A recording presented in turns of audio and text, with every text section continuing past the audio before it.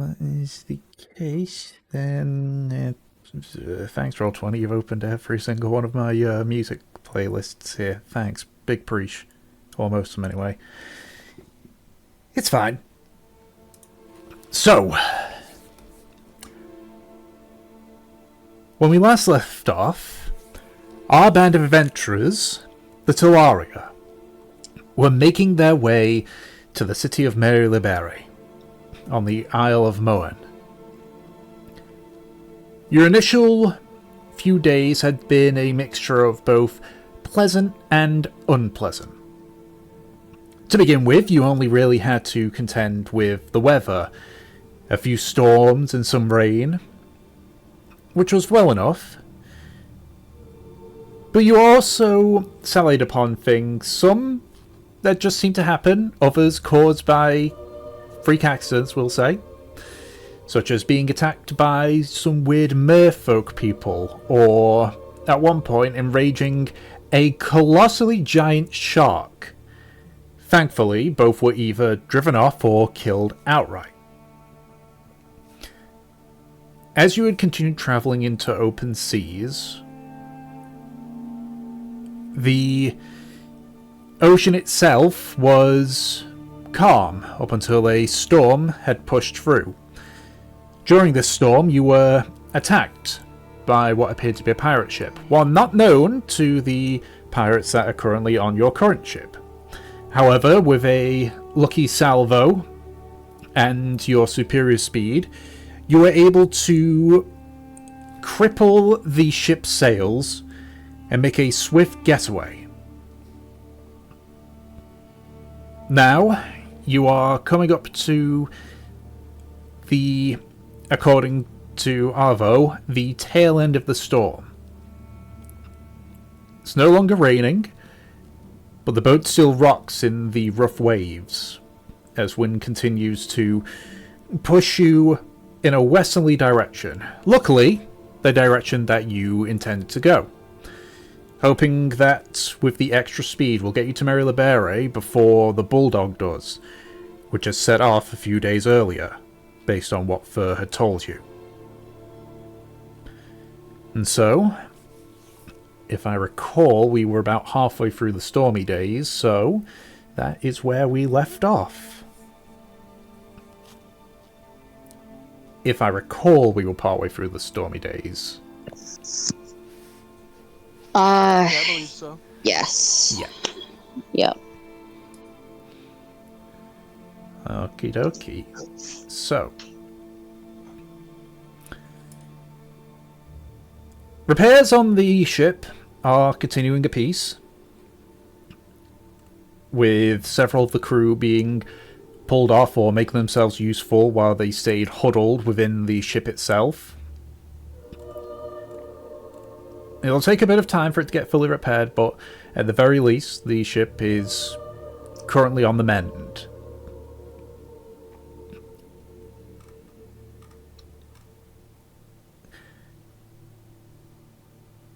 Relatively early on in the day, Arvo gives a small weather update to...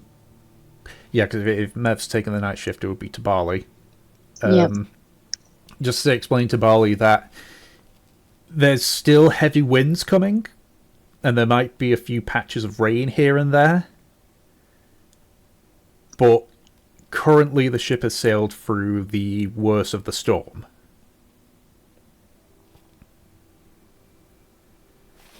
So, does anyone that's awake during the day want to do anything?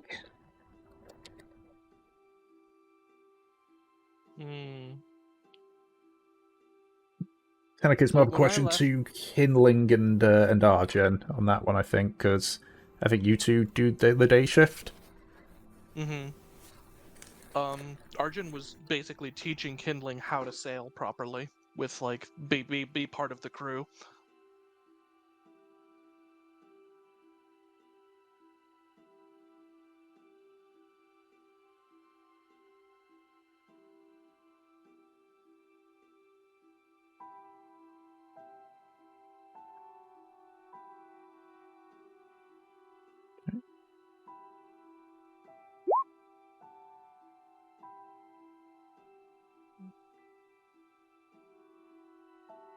Okay, so you spent time retuning to the cloak.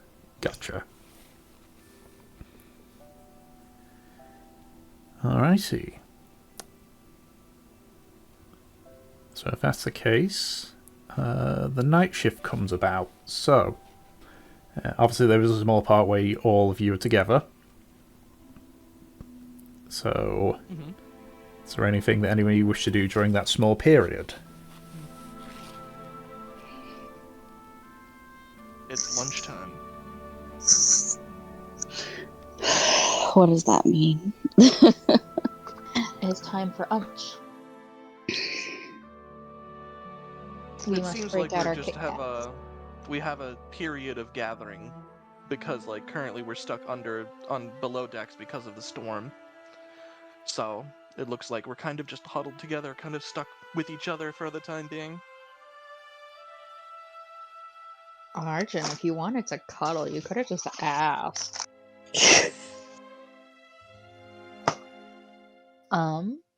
I would like to check on my compass. I'd like to dab a little bit of seawater in there, please. Okie dokie. So you put some seawater in the compass. The cork in the middle floats up, and then it points in. Let me turn off snapping on here. Points in that direction still. Okay.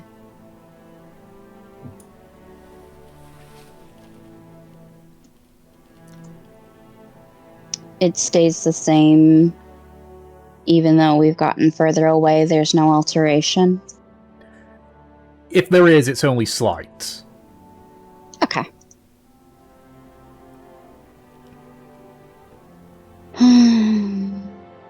Since it is food time, where is everyone sitting? Are we together? Are we separate? Are we chilling with some other crew members?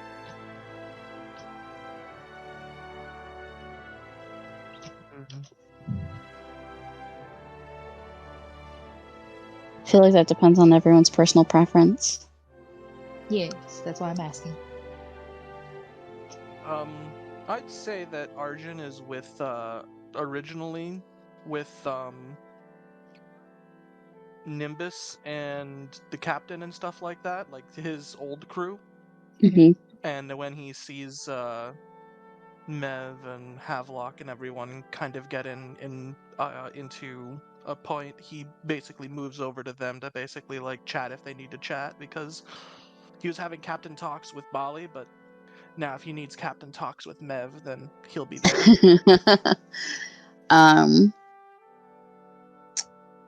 Mev will kind of eye Arjun, and then Nimbus and Bali and everyone. You don't have to, hop in between, right? I'm aware. As I thought you she's might have something to saying, say. What are you saying, Anna? as Mev was saying, that Havelock is going to fucking hug the shit out of Arjun. Colingy boy is back.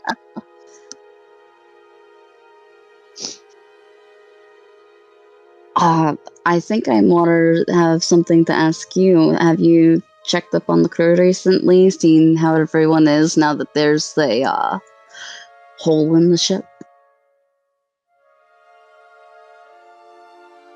I think Arjun would have done that. I think more than anything, he would be gauging whether or not anybody's like it's testing their limits or their patience.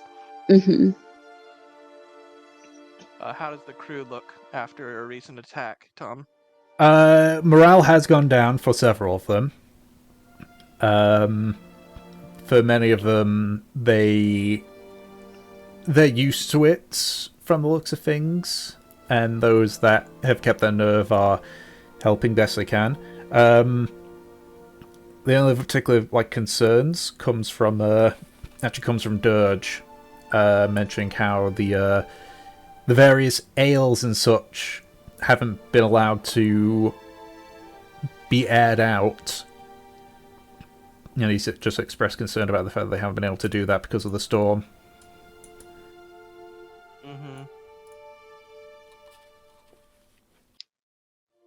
there are some people whose morale has been tanked, others not so much.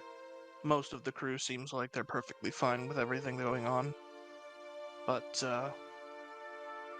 Dirge has some grievances that he's trying to figure out. Sounds like I should go talk to these people. Nods. She looks around. Does she see Dirge eating Yeah. around the area? Yeah, he's sort of sitting with a few of the crew, but sort of a little bit away from them. Sort of just jotting down in his notepad again. Then yeah, she will look to them. Lock, Kindling, why don't you go join Arjun and go back to Bali and Nimbus? It's rude to leave in the middle of a conversation.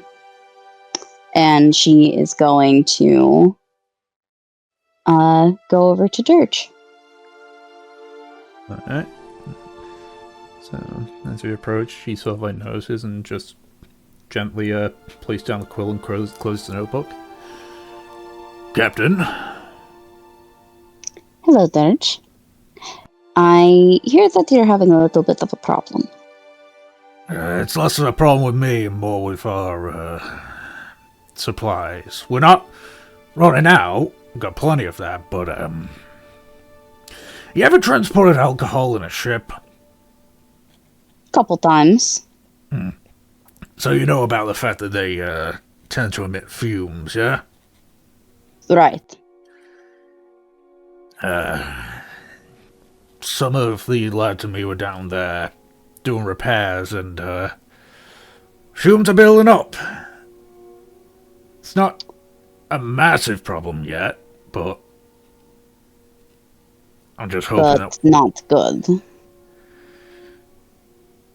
We'll have to be careful with open flames in a couple of days unless we can vent out the place. Do you have any recommendations? Barley said that he's spotted an opening in the clouds where things should be calm.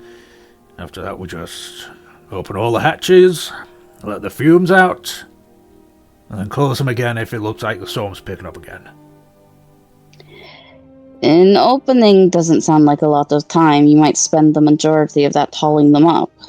Is there any way we can take them up but tarp them? It'd be longer carrying them up. If we can get enough ventilation in, just from opening the gun ports and everything, we should be okay. But airing it out will take some time anyway.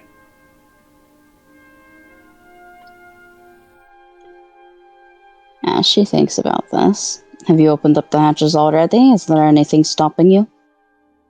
Seems a bit too rough. Don't want water coming into the gun ports. Yeah, she nods.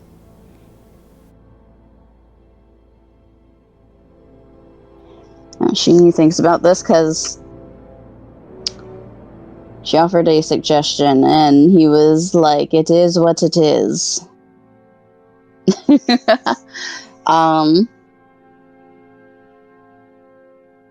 Yeah, she thinks about this and nods. Well, it seems like you have a plan then. Aye, of course.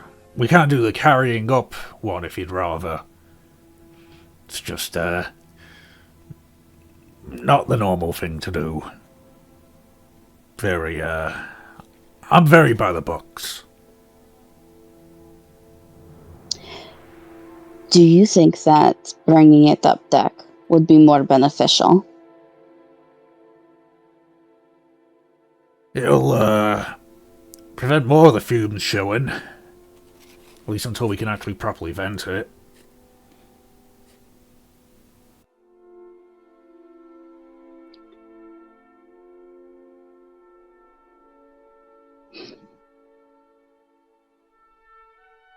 When did Bali say that the opening was? Potentially later tonight. Tomorrow, maybe? It was pretty vague. Well, It's pretty far away. Son only just noticed it.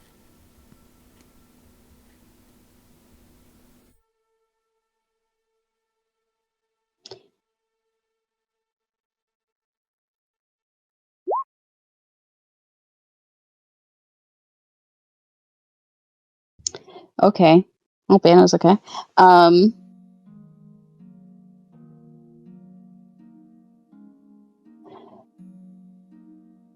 Why not bring it up later tonight?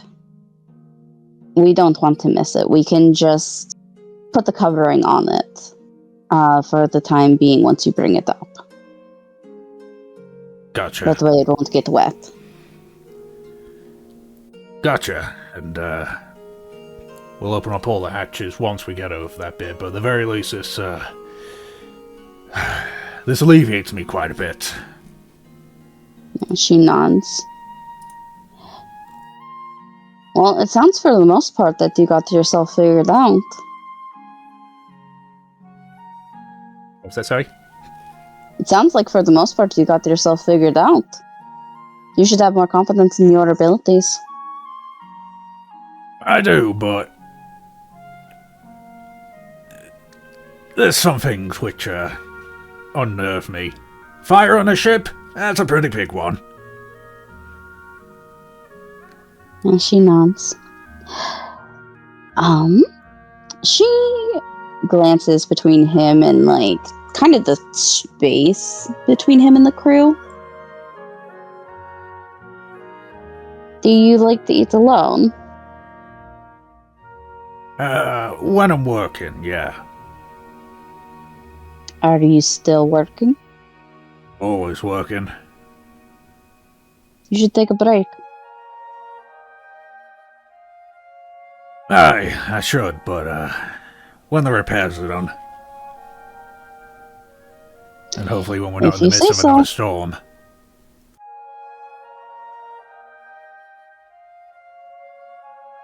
She nods.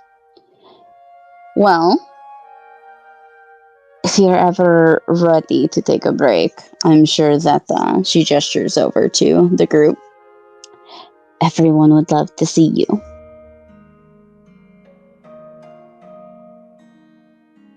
So, like, looks down the notepad. I'll finish this last calculation and I'll pop over. Great! I'll see you there. Just flicks open the notepad and starts just scribbling on it again. Yeah, Mev will go back to the table and, even if there isn't room, she will make a space for herself. I'm just saying that if you can cast magic, if you can't do something as simple as toasting toast, you are failing at magic.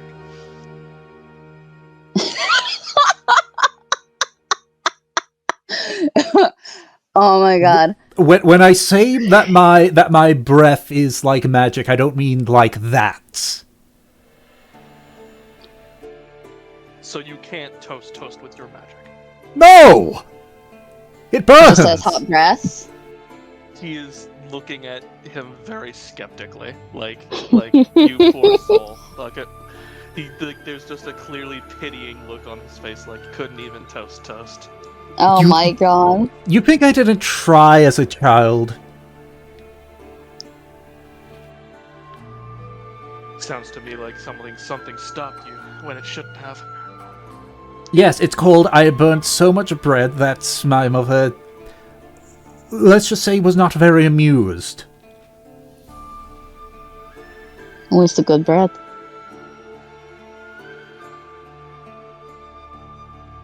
It was okay bread, but, you know, it's meant to last us a few days, and I, burnt it all in a few seconds.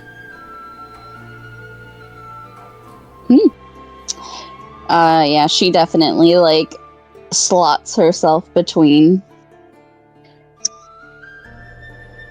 Arjun, why are you bugging this poor man about his magic? I'm bugging everyone about their magic.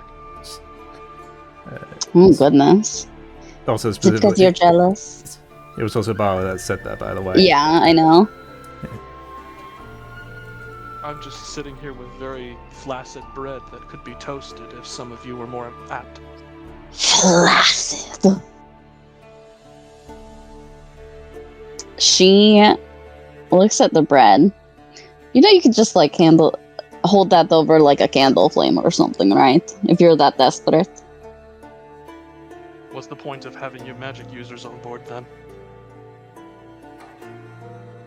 She looks around. You magic users? I've seen you use magic as well. Oh, I guess I do. Kind of. She thinks about it. Honestly, I have no idea if I could do that. He gets like... He's got the mega mind no bitches look on his face.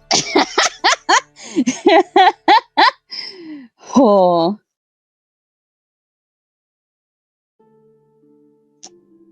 I mean, I could definitely float it across the room. Don't really know if I could crisp it. He shrugs. He is currently eating a sandwich. He seems fine with it, for now.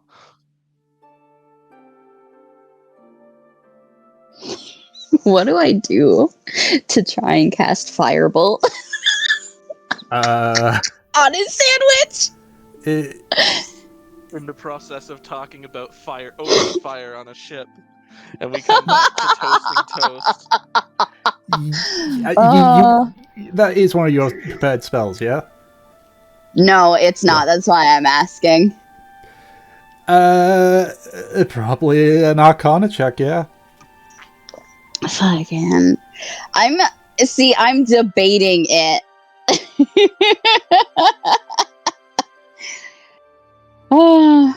I think Mev will toggle that under like things to try later. Because she doesn't have much control in the first place. She spent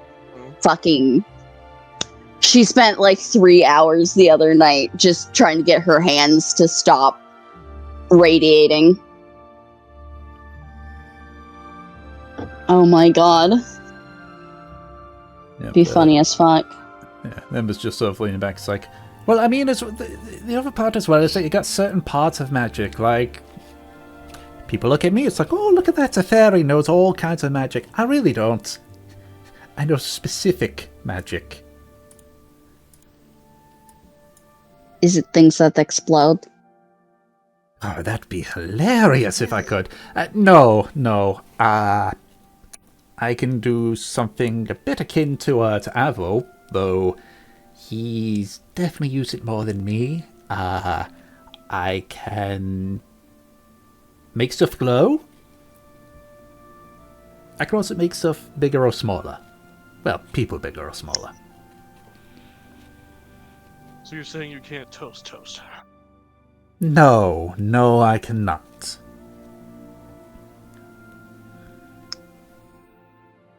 Why don't you just learn magic, Arjun? I can't use magic. You can't use magic. Shakes his head.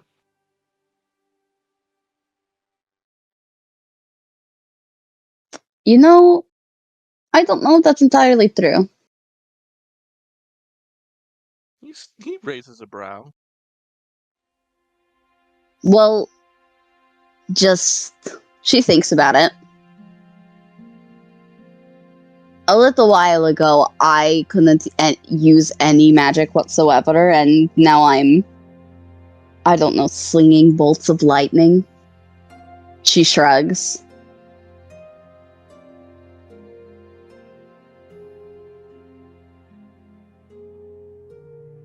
Maybe everyone has something in them, but I don't really understand how magic works.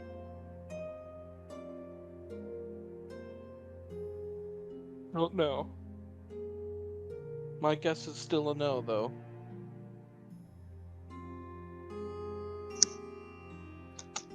To be honest, it's not all cracked up to be. No? Oh, well, I mean, once you find out he's got magic, they say stuff like, oh, can you magic me a bunch of gold? Oh, can you, have a lightning bolt strike my enemy? Oh, can you toast my toast?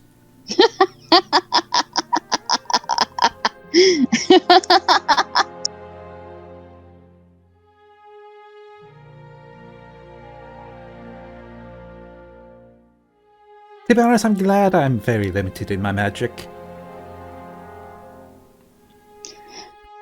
So people can't ask you to, I don't know, make their sandwich 10 times bigger? See, that'd be great if I could specify, but it's all or nothing. And it only seems to work on people. And it's an entire person, not, So, looks away a bit. She immediately looks at Nimbus. You've tried, huh? I have. It's not really too big of a deal, though. I'm pretty on the short side anyway, so I make myself look bigger. I still put it as a win. She's still staring at Nimbus with, this big smirk on her face. She points to Kindling as, a gesture of, go ahead. You want me to make him bigger?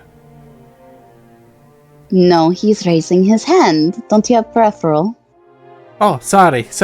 Just, you're judging me. Oh, yes, I'm judging you. Very much. Animal is bigger. Yeah, it's a weird part with the magic. Only works on, animate people and creatures. Basically, it works on creatures. Yes, works on creatures. Do Warforged count as creatures? The really weird thing is, I haven't tried that. Be a good test, though. It might be. I mean, they do have wooden parts. Oh, but that won't make the wooden parts move. Ugh. I'm just wondering what the line is between, creature and object. That's What? probably rude to Warforge. Might be something to do with sentience.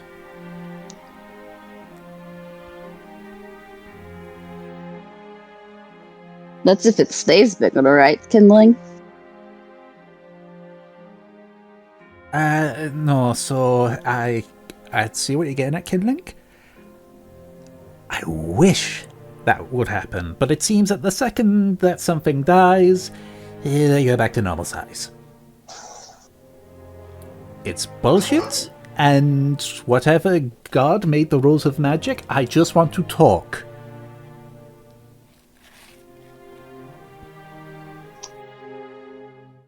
Is there a god of magic in this world? It's often considered that all the gods had a part to play in Yeah, magic.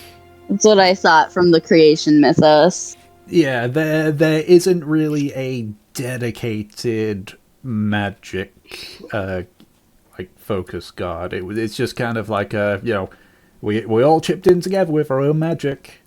Mm-hmm. Okay. Yeah, she thinks about it. From what I've heard, that's all of them. So, good luck with that target on your back. I just want to talk to them, that's all. Just ask if maybe they could switch a few rules about, if you kill a creature while it's still enlarged, it's still enlarged. I mean, if they care so much about it, then that would sort out, all the starving people. Just, hey, here's a shark. Now it's a giant shark. Imagine that shark that we killed a few days ago. Imagine if that was even bigger. How much food that would feed, how many people that would feed? Imagine how much that would have wrecked the ship. Fair points. Counterpoint. That's a lot of fucking food. Well, there are people that make extra food, like people like Avo. He's literally growing, plants from seeds in a matter of minutes. Aye. Unfortunately, there's not many of those around here, which sucks. And whose fault is that? You make it sound like it's my fault. I didn't fucking tell people to not, use It's their not magic. That's your fault. It's the fucking Republic's fault. True. But I would have thought as well that, those old wizards cooped up in their towers reading their little text things wouldn't look at one of those and be like, actually, that'd be a good thing to learn. Save me a ton of money on whatever wizards like to eat while they're reading their books. The eye on the card, that's kind of stupid. Huh.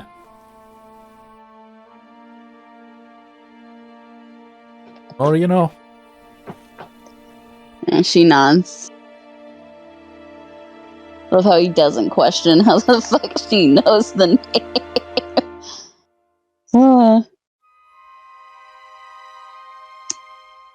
She fucking goes ahead and eats her food.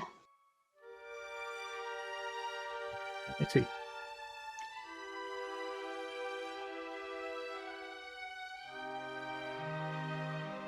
So, you all eat your meal in exchange for small bits of conversation. Dirge join us. He does join you eventually. Good. And just sort of sits down next to Barley. Barley just sort of looks at him and is like, well, hello, stranger. Captain.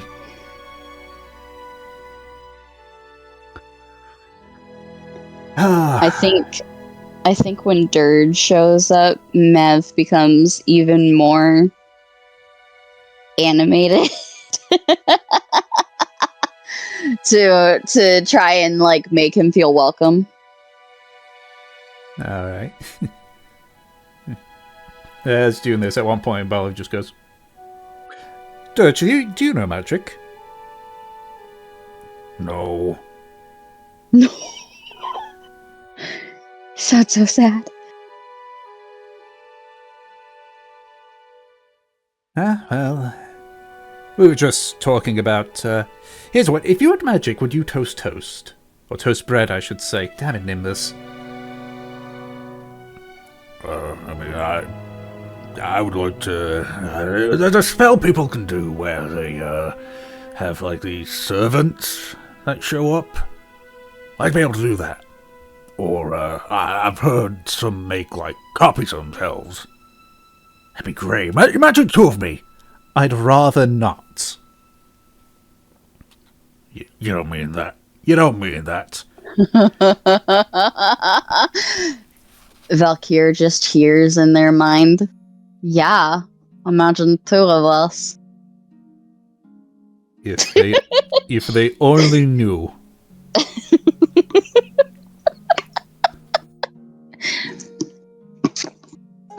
No, you're right, I would actually quite enjoy two of you.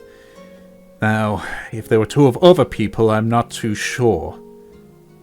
So, looks over towards Nimbus, who's just in conversation with another crew member. Fucking.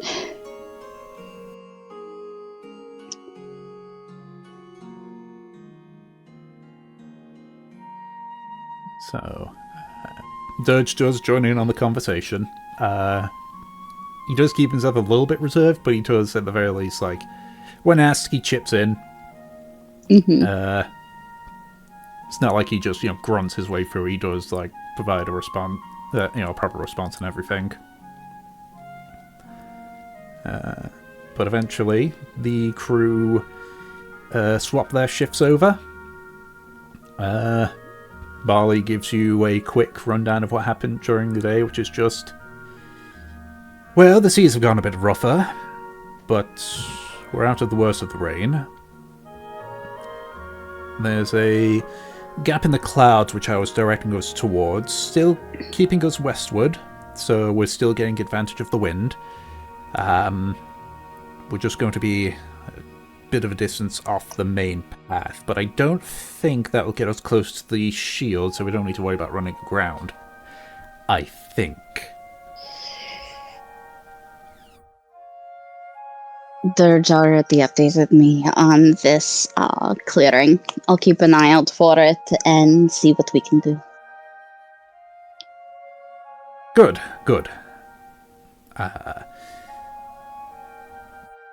We should be relatively fine, as I say. Arvo had given me the weather update this morning. We're past the worst of it. Might be some rain, but we might be able to dodge it, if we're lucky. Right. Right, well, good luck on your shift, Captain. Have a nice sleep. I will try to.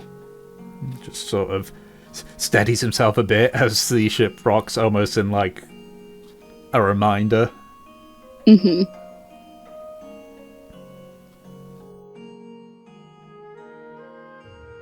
Right, so you all change your shifts. So is there anything that you do during the night then?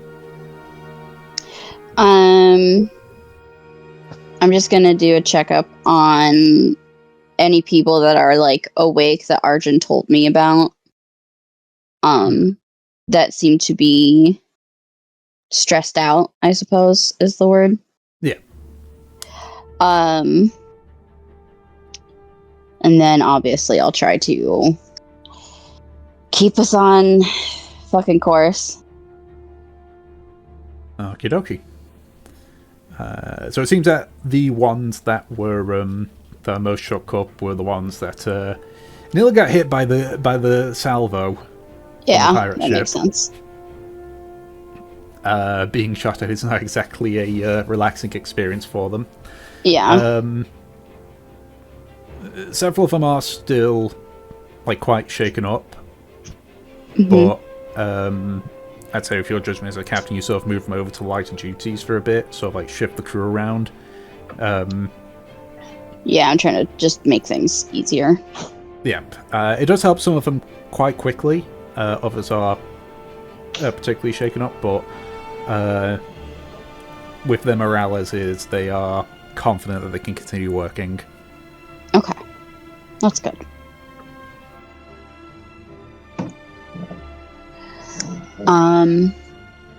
Yeah, then just try to make sure that we stay on track. Dirge said that he was moving the stuff up tonight, so I will help them with that. Okay. And afterwards, like to make sure that it doesn't, like the wood doesn't get soaked through with the rain, we will cover it up. Yeah, so you use one of the spare sails to just Yep. basically make a makeshift tarp for it. So, about a few hours into sailing, well, actually before that, Avla, since you're also night shift, is there anything that you do? I actually have to be right back. I am being asked to help move a fridge. Okie dokie. But yes, when I get back, I would absolutely love to use a spell slot and talk to the ship. Okie dokie. Sorry. Let me know when you're back. We'll put that bit on hold until you're back then. And we'll just get straight on with the other bits. Okay, so put a pin in that one for when Anna's back. Okay, so yeah, so you carry the barrels that are full of drink up to the top and cover it up. It is covered quite well and weighed down with a few cannonballs. And Okay, so it's not going anywhere. Nothing will go through. no, they're sort of like just bundled up to basically keep it held down. The seas do remain rough for the next few hours. Mm-hmm. But about... You assume at this point it's probably approaching early morning. Yeah. The clouds above you sort of stop. And it appears that you're in the more calm a bit. There's still waves, but they're no longer as remotely as rough. Mm-hmm. Okay. If things are getting calmer, I might see if we can open up some of the hatches to get some of the fumes out. Okie dokie. So you quickly order the crew to open all the hatches they can. All the gun ports are opened. The cargo hatch is opened as well. As the one to the outside is open, you do feel a rush of the fumes. The majority of the fumes come out. Yeah. The hull of the ship sort of creaks a bit as it's no longer being it's no longer expanding from the fumes. Mm-hmm. Well, that's good. Yeah. So you keep the hatches open as long as possible. A bit of a drizzle comes through, but you decide to keep the hatches open still just to ensure that everything's sorted. And then as the rain sort of picks up a little bit more, you order all the hatches closed again. Yeah. One of the crew members that's taking over for Dirge sort of does an assessment underneath and confirms that it's probably safe to bring the barrels back under again. Okay. Yep. If that is the case, then I will again assist with that. Okie dokie. Celia? Sorry. Alright. Okay. So, that's the case.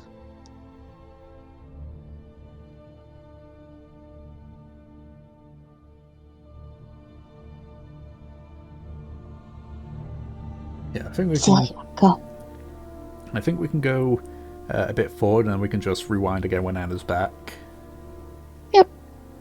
Just so that we're not sitting here waiting and such. Okay. So, get to the start of the 4th day. Avo comes up earlier than normal. Mm-hmm. And just sort of looks over the side, mutters a few things. He seems to be using his magic to determine the weather for the next 24 hours. Ah, good. Like I asked him. He just steps back, stretches. It's like, oh, morning, Captain. Yeah. Morning. How are things looking? I mean, downstairs or up here? Let's go with both. Well, right. But that red person's weird. You mean Dawes? Yeah, it does. Him, yeah. Oh, he's, he doesn't act like a rat. He's not the rat. Yeah? He's a familiar. Ah, that explains it. Rat familiar. Yeah, yep. Is he giving you any problems? No. I mean, he keeps trying to steal my food, but,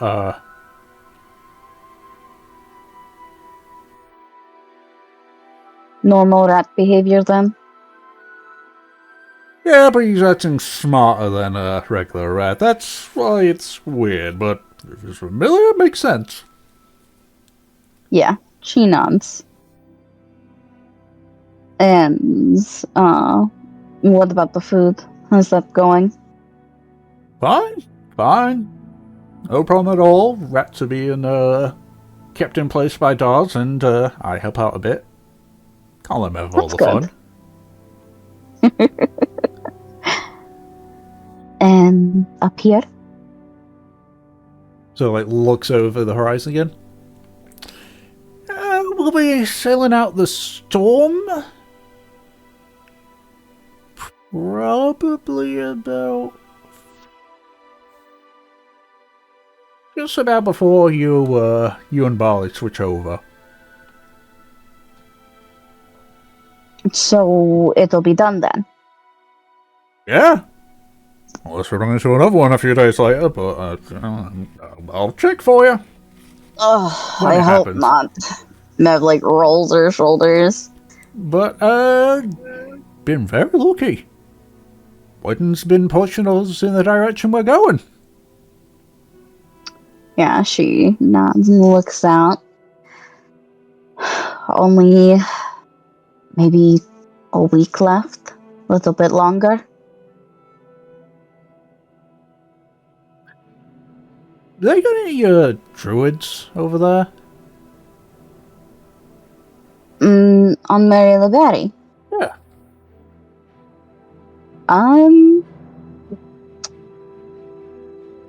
Just by my instinct, Tom, I imagine there are a couple, but they're more sea-based.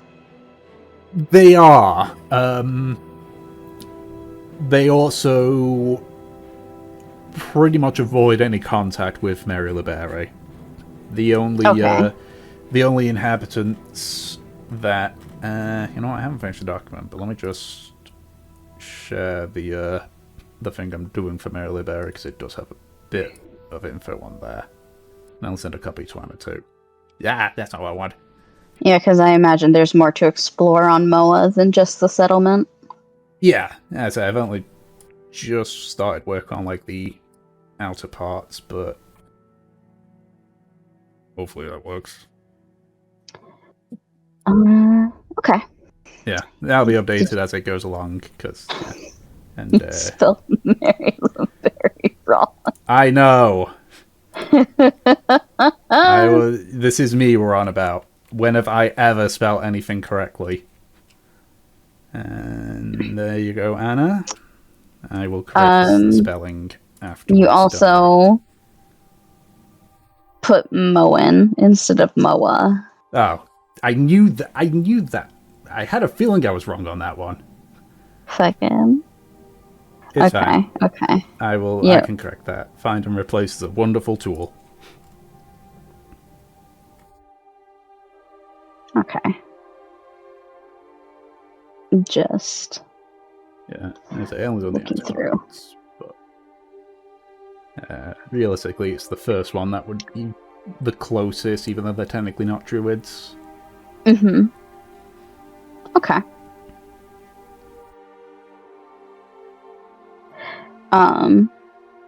Yeah, then Mev says, I'm not sure if there's any in Mary LeBerry itself, but I know there are a few, on the Isle. You basically have to go outside and search. They like to keep their distance. Well, I get it. I mean, I've lived in a forest for many years by myself. Yeah, she nods. Druids seem to like to, keep within their own group.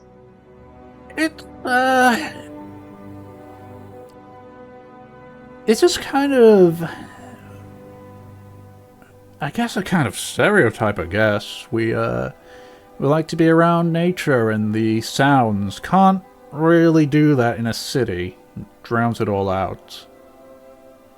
So Yeah. we seek out forests and stay in small groups to enjoy the sounds. That's how they do it in Karmora. I think it's a little different on Moa. From what I've heard, the druids here are not... They aren't exactly based in the land, but more the sea. I wouldn't be surprised if there are a couple settlements on the coast. That's interesting. Ooh. Depending on how long we're staying here, I might have a look around. Wait, how dangerous is the island? Like, outside of Mary LeBerry? Well, in Mary LeBerry, it's always good to have someone else with you. outside, she thinks. Wouldn't I argue that like it kind of depends on where you go? Yeah. Yeah.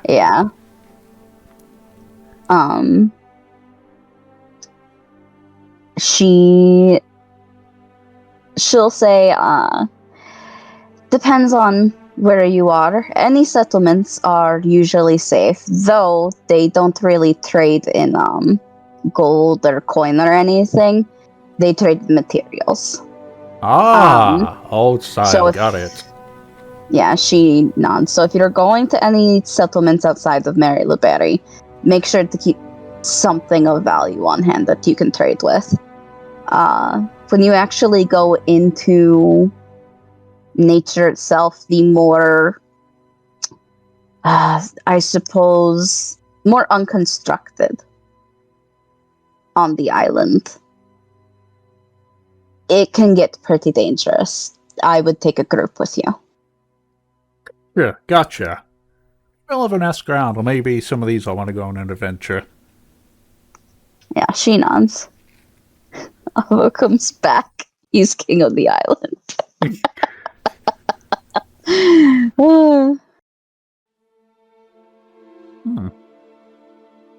Well, that's, She smiles.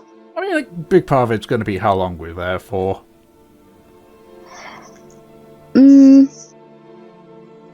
I'd give it a couple weeks, maybe. Depends on how fast things move. 4 weeks. That give me time, yeah.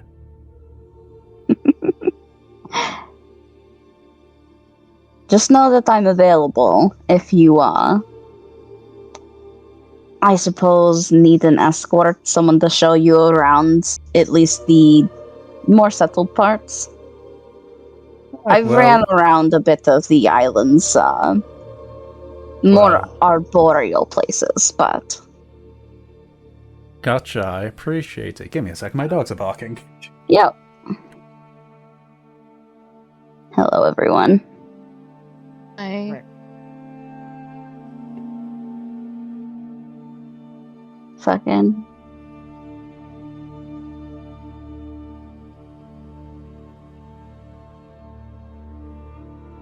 We're trying so hard to do this session.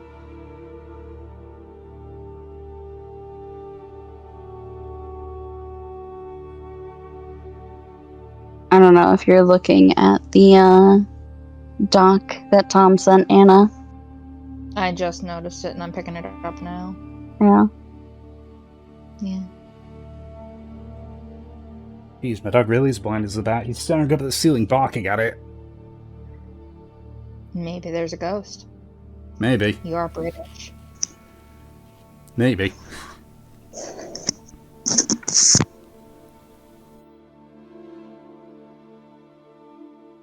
See, also, welcome back, Anna. Thank you. So, lost my train of thought. I know Arvo and Mev were talking about the island and such.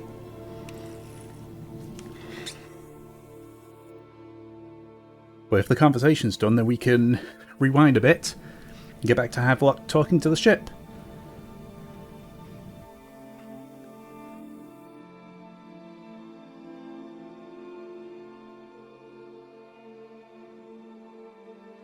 Still there, Anna?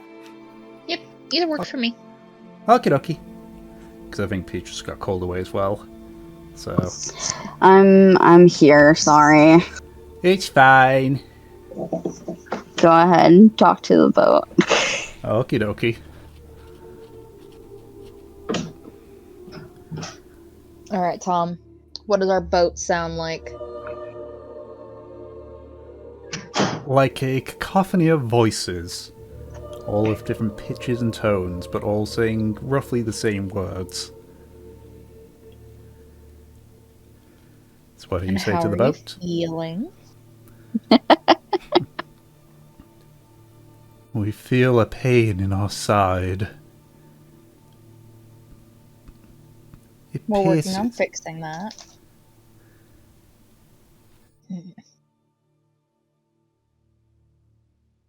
What is your name? Your kind call us Algos. What would you like your name to be? I have no need for a name, but it feels like you have already named me. Named us.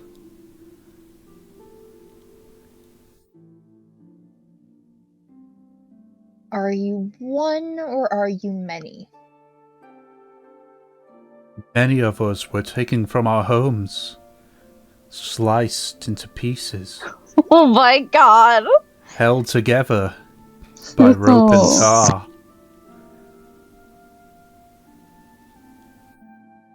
We have learned to be like this.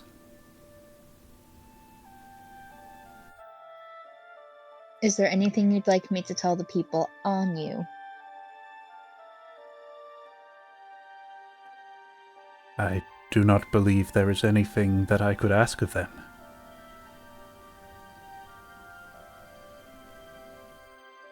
Are you happy with us being on you? That is a difficult question for us. For when we were turned into this, we ceased to be. Well, you have given us what remains of our conscience, a voice.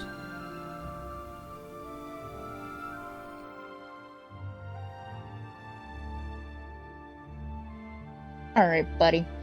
I'm gonna gently pat the railing I'm standing at.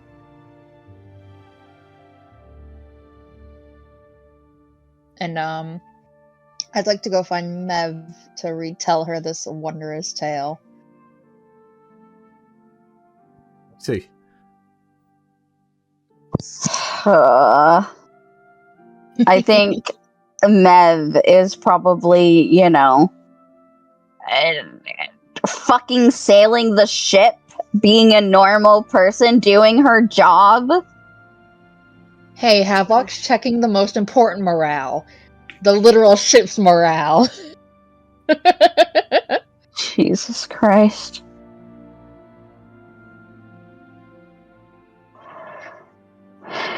Okay, so what do you do? What do you say?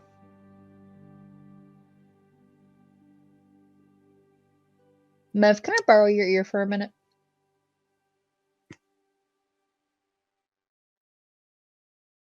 She's like at the helm, and she stops for a minute. What is it?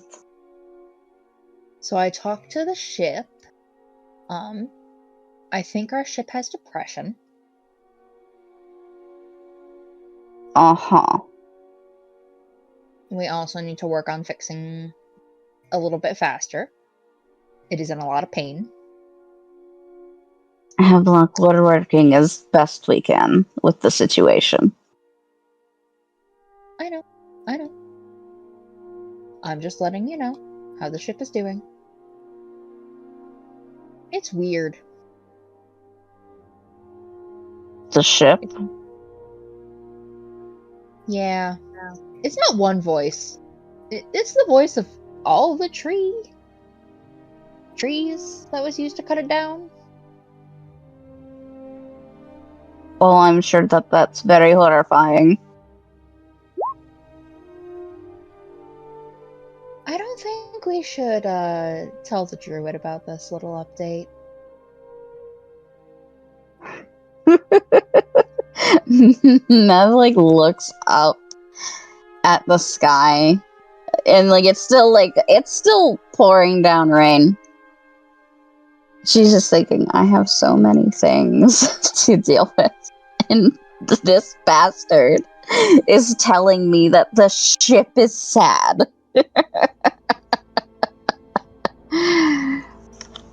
He's gonna take his coat off and just drape it over her as she's looking up. Please keep Whatever the ship said to yourself. It might frighten people. Does it frighten you? No, it just makes me wonder if I should be doing something else. Like having a drink? I can make that happen.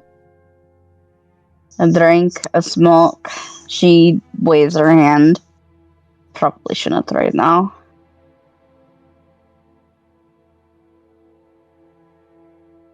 We could always sing.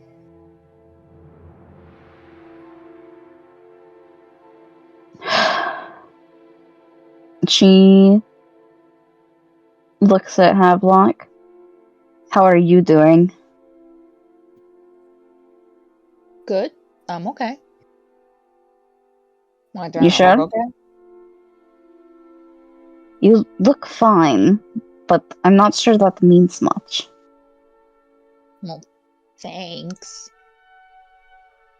You know what I mean. Mm-hmm. I think I'm fine. We're back in the water. That's where I'm supposed to be. And the ship didn't disturb you? Because that sounds pretty disturbing to me.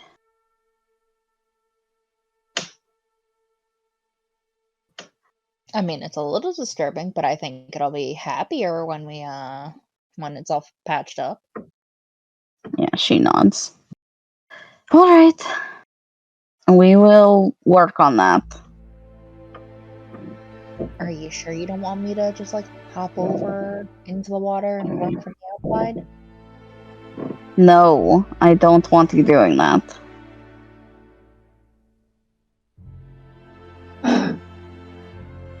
Okay.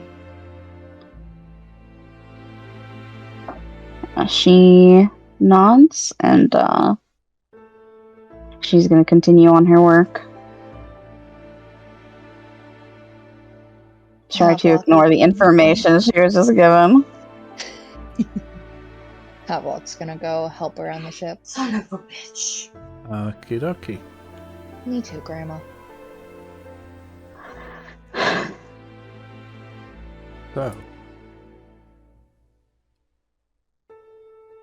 I assume this conversation was happening the night before the current day? Yeah. Yeah. Okie dokie.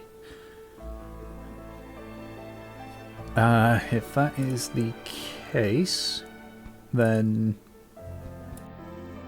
Captain Barley swaps the shift with you, I think. Does that mean the little circle thingy needs to be shift as well, I think? Yeah.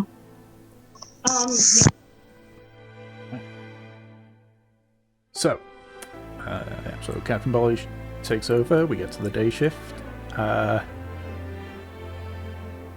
Arjun and Kindling, is there anything that the two of you do during this day?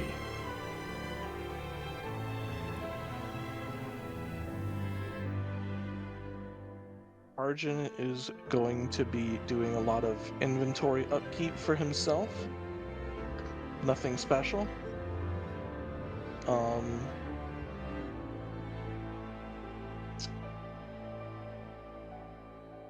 And generally speaking, he is going to be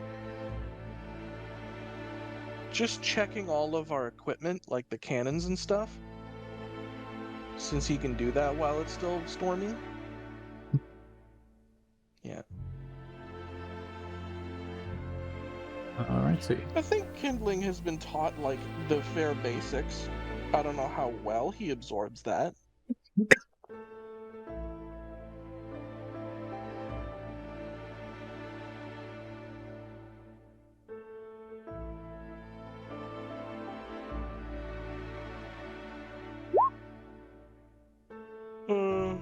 You could roll something for it.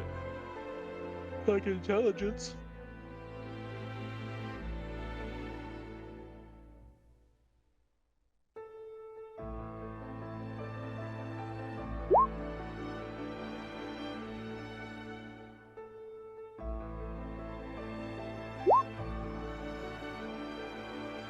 Hot damn. Yeah, you're a good sailor.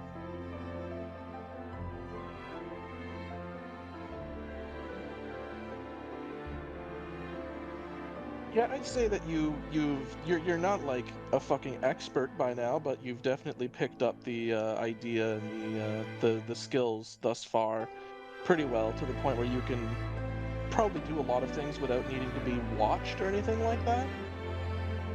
But some of the more advanced stuff, like some of the types of ways of rigging sails and stuff like that, are probably still beyond you.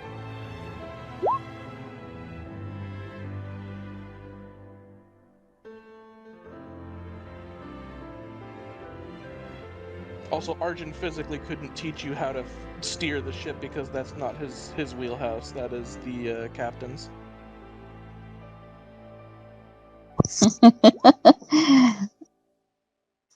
Beat you with a bat.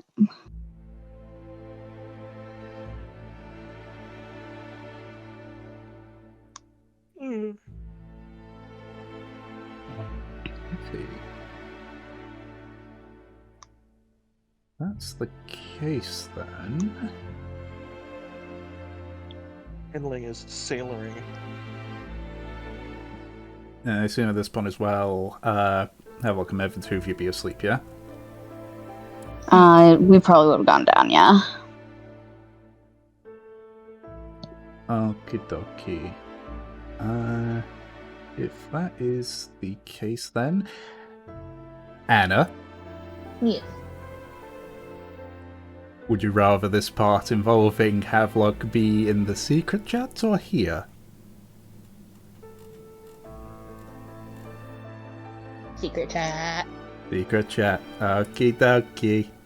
Have fun, don't die. Oh, don't worry. Don't worry. There's something I got on here that you'll probably end up all inadvertently hearing, and that'll just ask you a whole bunch of questions. Oh, great. Alright. Don't worry about Good luck, it. don't die. Oh, there we go. I forget move 2's hidden at the bottom for some reason. Okie dokie. You know you can just drag and drop, right? No, I didn't. Now I know. And no one gets half of the blah, blah, blah, blah. Okie dokie. So, they will hear something that's going to happen here. So, let me just get some more thematic music. Let's try this music from Oblivion. Why not? So, Havelock, at some point, you wake up and something seems off. It's quiet. It's calm. And it's dark. You look around the room that you're sleeping in. There's nobody here. You don't hear the sound of the waves. You don't hear the sound of the crew. You hear nothing. Outside of your own breathing.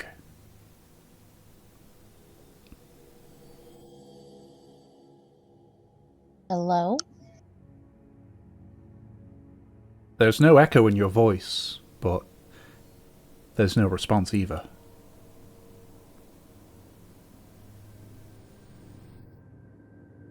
And you said I looked around and I'm alone in here? Yes. I'd like to get up and try to leave the room. The door's open. You open the door and step out into the hall. Again, nothing. I'd like to go upside, please. Okay. As you make your way outside, before you do, you pass the gun ports, which are sealed shut. But you can see white light pouring through the gaps. As you come up to the deck, you can see that the ocean is a dark void. No waves to be seen. And you can see, on the horizon, all around you, a bright white line illuminating the area around you.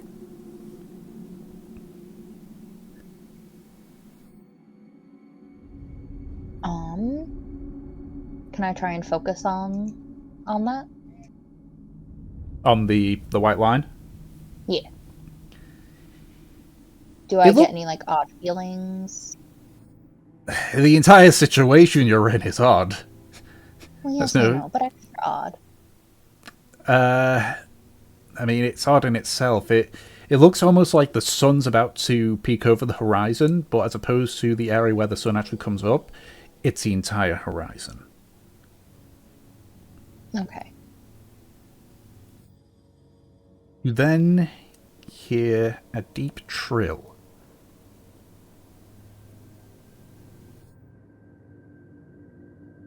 Then Hello? there's a shudder from the ship. The sound of something coming out of the water is what you hear. And then you watch as several large tentacles lazily snake up and over the sides, draping themselves in a circle around you.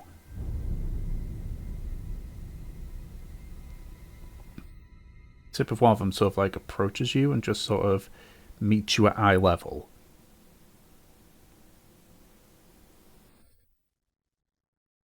I'm gonna reach out and I'm gonna give it a hug. Yeah.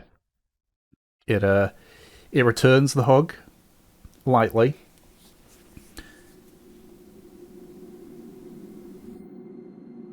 But as you do, you begin to hear something else. Whispers. As you sort of step away a little bit, they become louder. They begin to assail you from all sides. Destroy him, escape, but toy threat too dangerous, has chosen not his to not ours to poor choice, her choice.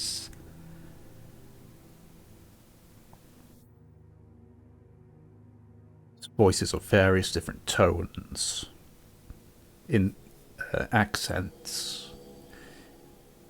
You've heard this once before on your way to Embar. Pretty sure it was Embar. Yeah, it was Embar.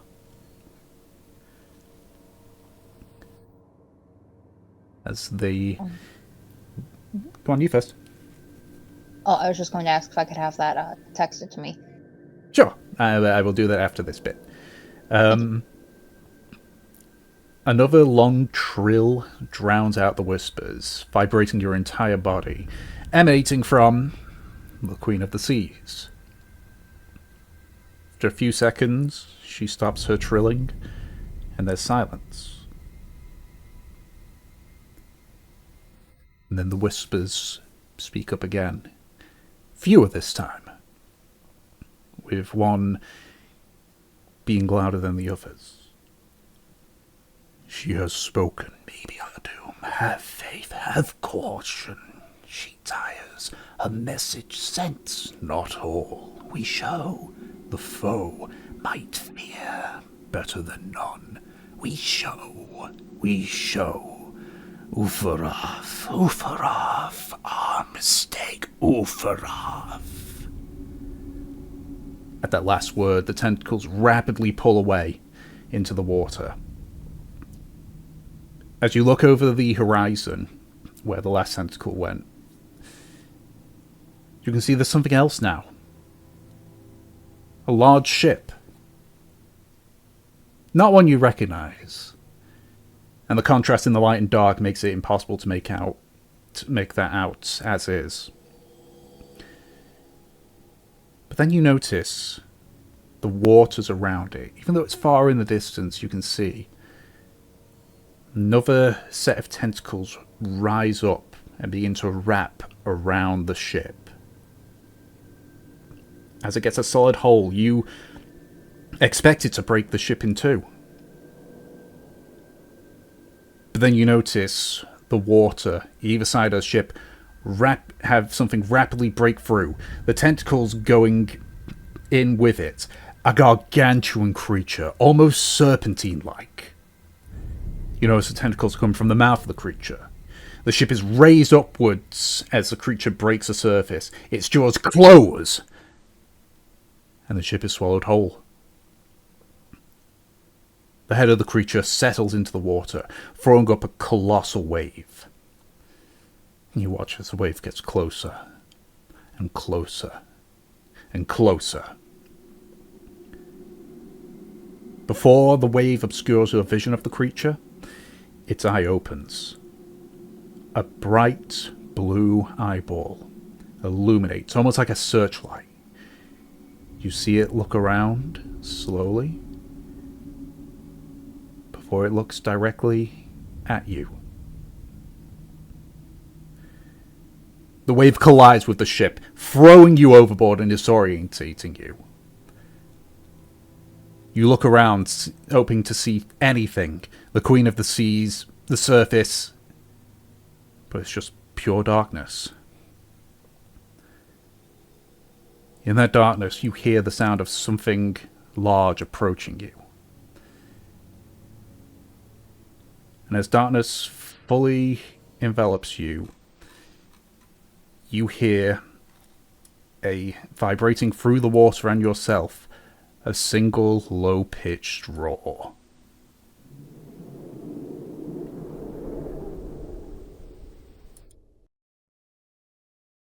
You jolt up with a start. You're drenched in sweat, breathing heavily. You feel the sway of the ship as it rides through the waves. You hear the sound of the crew. It appears that you're awake now. It appears the vision is over.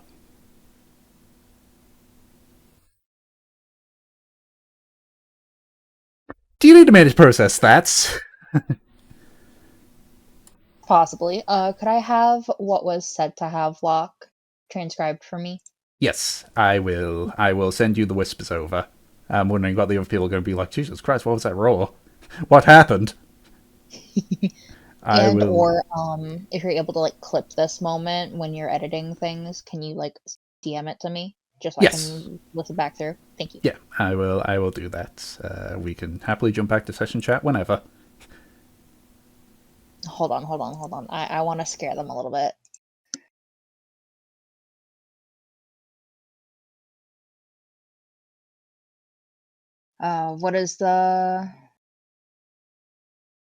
What's the thing that you do to roll for your stats?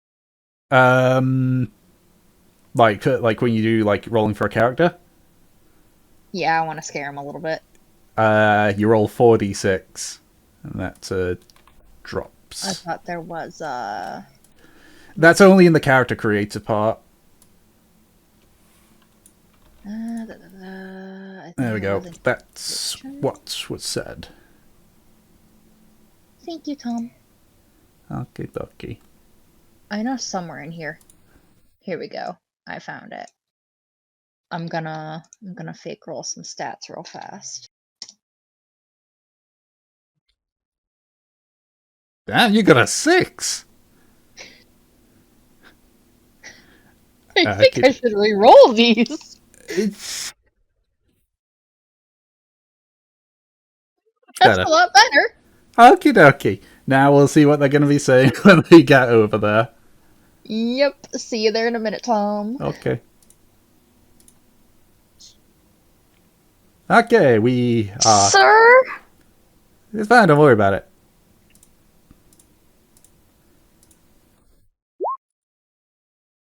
Oh my god. It's fine, don't worry about it. What did you do to Locke? It's fine, don't worry about it. Oh my god. You know, Brett, it does look like they're fucking re-rolling his stats. What the fuck? Hello. Hello? Hi. Are you okay?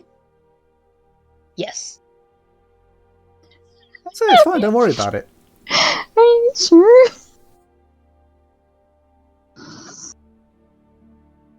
Can you believe I got a fucking 6 in that first roll set? What is it? Jesus.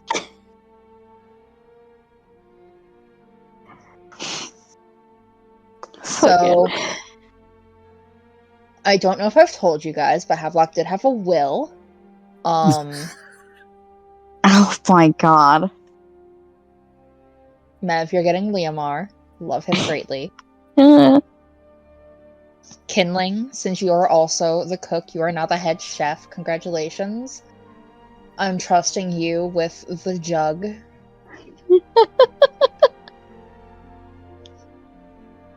Yes, the jug. The most impressive thing we have. This is a joke, please.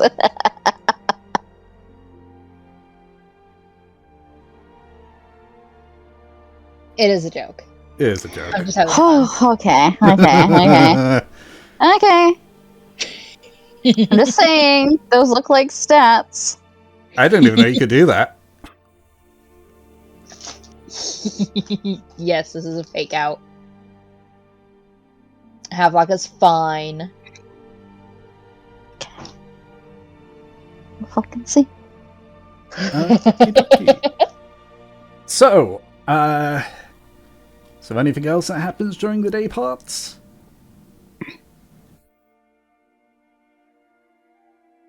Besides a small internal panic Mev never knew she had. She gets this growing, like, fear in her of, like, where's Havelock? I see. If You that's catch okay. something in the nets, it looks just like Havelock. It's confused. Its name is Hatchkey. Latchkey. Alright. Okie dokie. So, at that point we get to the night shift. Yep. Yippee! Mel will be going about her part. Yep. Couple of hours into sailing, it looks like you do sail out the tail end of the storm at this point. You said that would happen on Bali's shift. Around So the it should time be of clear Bali's by shift. now. Yeah. Okay. So it's nighttime now. We're in the clear. Yes, you're in the clear. Yeah, then I'm just gonna go about my fucking day. I assume Havelock's with me? Of course. Okay. He is a good boy. He do work. Good boy.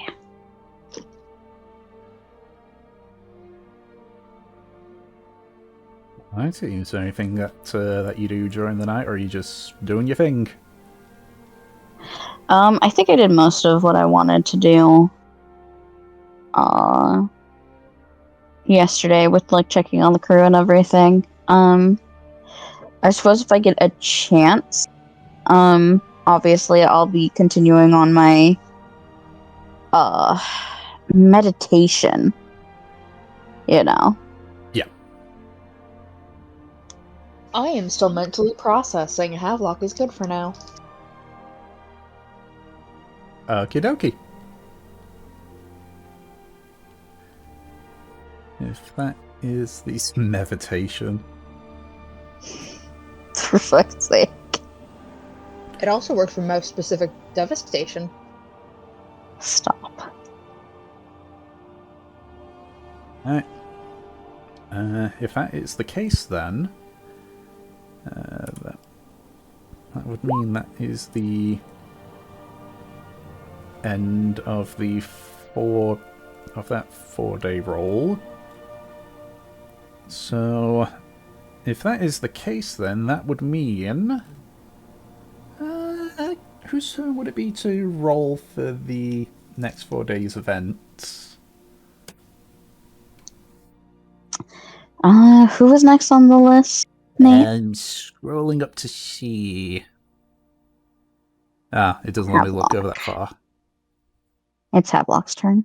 Okay. What am I rolling? You are rolling a d6. 3. A 3. What do I have to roll? A d4. 1. Okie dokie.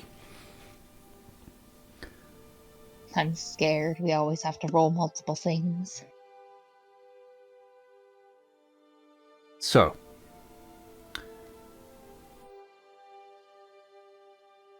Luckily, based on Arvo's weather forecast that he's now doing, he states that the weather is clear There's nothing particularly remarkable about the weather. No extra wind pushing you. It's just a nice, clear day. Thank God.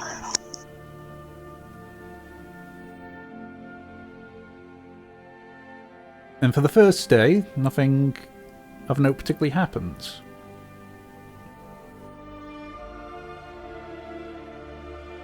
The second day, however, there's a commotion. Okay. As... in fact, let me just roll to see if this happens during the day or the night. Nev, odds or evens? Evens. Evens, okay. It takes place during the day. Okay. So this would be more for Arjun and Kindling then. Oh. Yep. So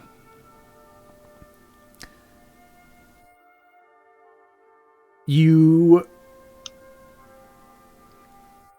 begin to hear the sound of screaming happening Great. in the in one of the crew cabins. Does this not wake up other people? Do I need to roll a perception? Yes. Okay. I imagine Havelock needs to do the same. Yes. 13. 13. And Havelock. 6. Mev, you get woken up. Havelock, Okay. you sleep through. Alright, Unless you yeah, get then woken up. Mev will, fucking get up and hurry out. Yeah, Arjun's on the scene. Alrighty. So, you go into the courts, I assume? Yeah. Alright, you open the door, and you can see that there's one of the crew members is currently, has another crew member on the ground and is choking him currently. Hey! Hey! Mev's gonna fucking, try to split them up. Alright, make a strength check. Alright. Arjun, you wanna help? Mm-hmm. Awesome. I get advantage then. Yep. Ooh, that's a good roll. And that's if you meet, you beat. So you pry away the two crew. Mm-hmm. I assume one of you's holding one, the other one's sort of helping the other. Mm-hmm. Yeah. Okay. So the one that was choking is sort of who's the one that's got the one that was choking the person? I'll say that Mev has them. Alright. So you sort of just push him hard against the wall. Yeah. You sort of got his What the fuck? the bastard's got it out for me. Out for you? You're the one fucking choking him. Because he's got it out for me. She keeps this guy in place and looks back. What the fuck is going on? The person who's being choked just like everyone's like, I don't know, oh god. He just started rambling on and on and on about how something like I should have been there, something like that. I tried to talk to him, tried to tell him, I tried to see what was wrong, and he just kept saying that I should have been there, not him.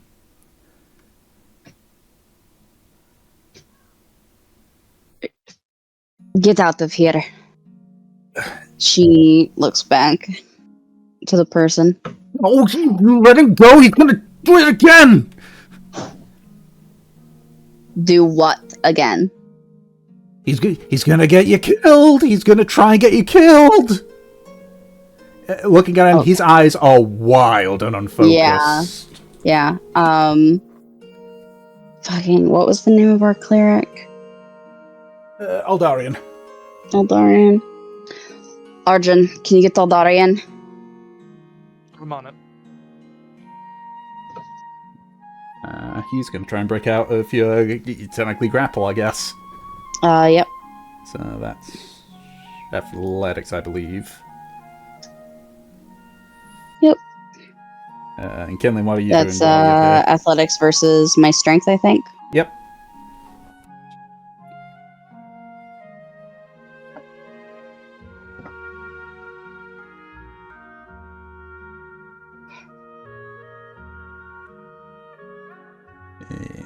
Just typing. What are you doing here while this is happening, Kindling?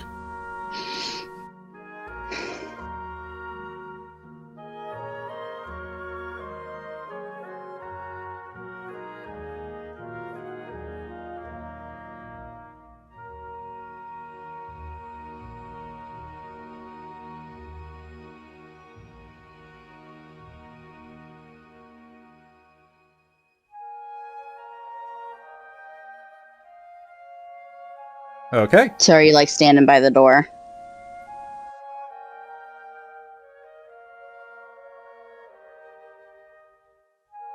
Okay, yep. Okie dokie. So you rolled a 16. Well, he rolled a 19, so... Okay. Yeah. He just sort of, like, he basically, like, shoulder barges you, sending you staggering backwards, and is running Kinley, straight grab for the him. door.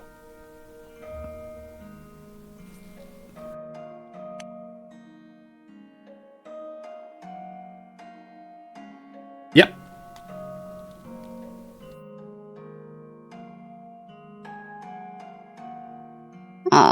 Mev will assist if you would like advantage. I imagine she chases after. Yeah, but he would have used his movement, so I would say in this one, probably not, but obviously she can assist in keeping him grappled afterwards.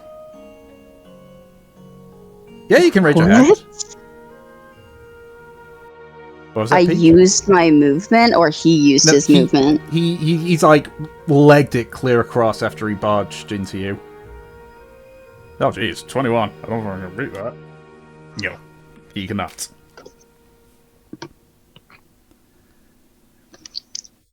I'm not sure how that stopped me from following him, but Kinley handled it anyways, so... You got knocked away when he broke free.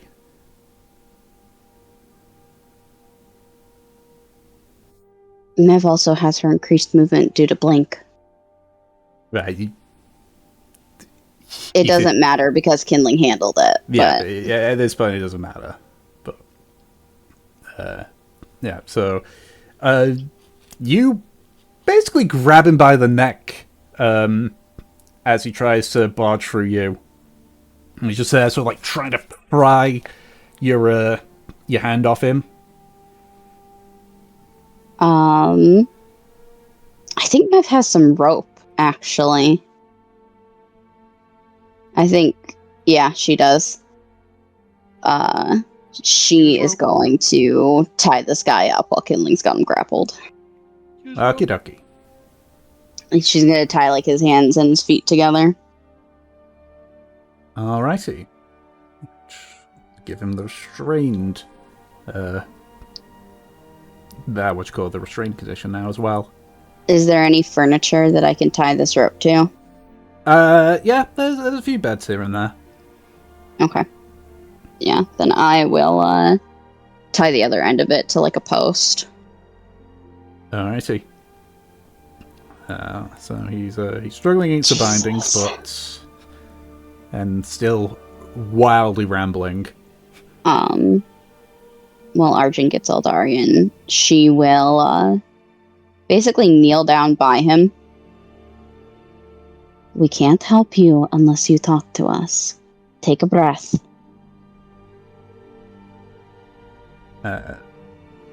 He doesn't seem to react to that. You just hear him say, Mm-hmm. "Oh, you let a murderer away. He's just next thing all those guys show up, he's just going to make sure that you get killed. I was lucky. I was smart. Oh, no. He's not going to make that mistake this time. No, boy." There's nowhere to run on the ship. If we need to get him, we will. Oh, you do, before he kills someone again! Yeah, she looks at Kindling, just kind of like, with a very raised brow, like, was there a murder that I missed? I don't think anyone's died.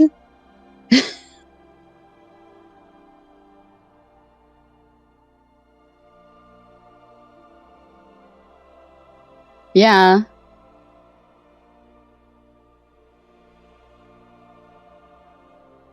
Yep, she's gonna wait with him for Arjun and Eldarian to get back. Alright. Doesn't take too long. Eldarian sort of quickly running ahead of Arjun actually on that one. Just so he gets to it. It's like, excuse me, Kindling, but move!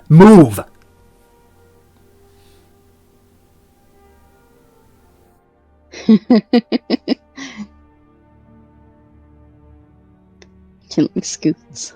Eldarian just quickly, he steps into the door and sees the situation in front of him. He just slowly sort of like rubs his hands with a frown and walks forward. Kuma's like, "Oh, dog, you gotta help me! Hey, I think he's tricked them. Right? No, calm, deep breath. I'm wasting my breath telling him to do that, aren't I? I already tried. Great. Okay.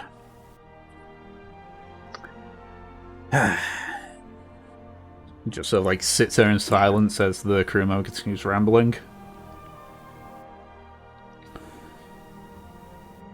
I think he's having a manic episode. I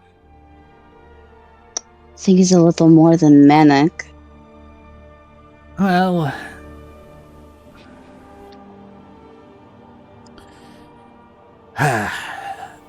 is there something you can do? If it's some sort of poisoning, maybe something he ate or drank?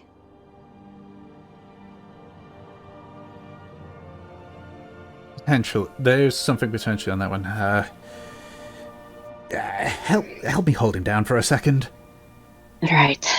Yep, Mev will help to basically, like, straighten him on the floor. Yeah. Eldarian just sort of like places his hand on his forehead and just sort of pauses. Maybe it's my... He mutters some stuff. You see some sort of rage and energy just sort of glow on his hands. He pulls away. Not a poison. Not a poison. However, he is running a fever. Fuck. You don't think it's contagious? Maybe. I don't want to run the risk. We'll keep him in quarantine, I'd say. As much as I don't want to throw him in there, the brick should suffice. She nods. We're gonna need to deep clean the place and keep an eye on everyone else. I'll just sort of like holds onto his head again, just mutters something.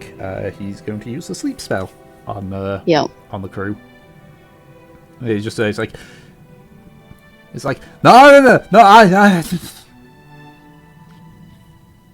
much better. I was starting to get a headache from all that.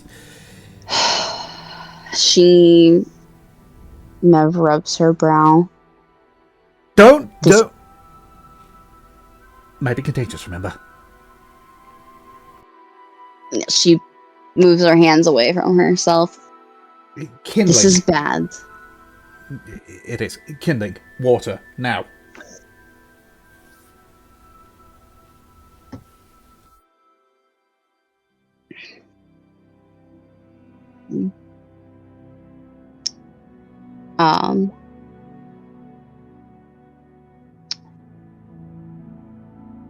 Mev looks at Arjun. I'm sorry I'm having you run around, but we should get Bali on this. Of course.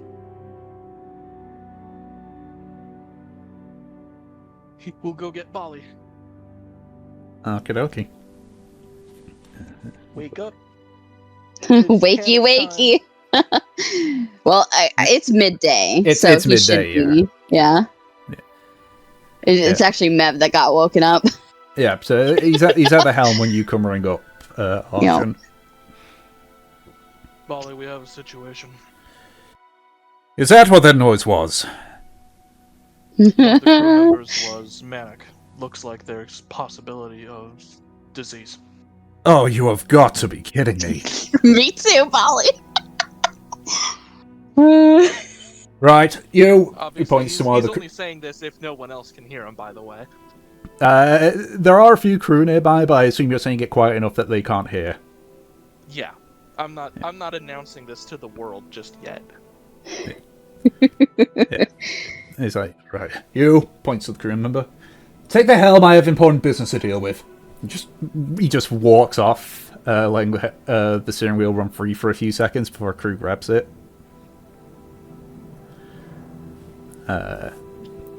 Yeah, that was basically what he said. He was like, bruh. Bro. Completely darkness. Yeah.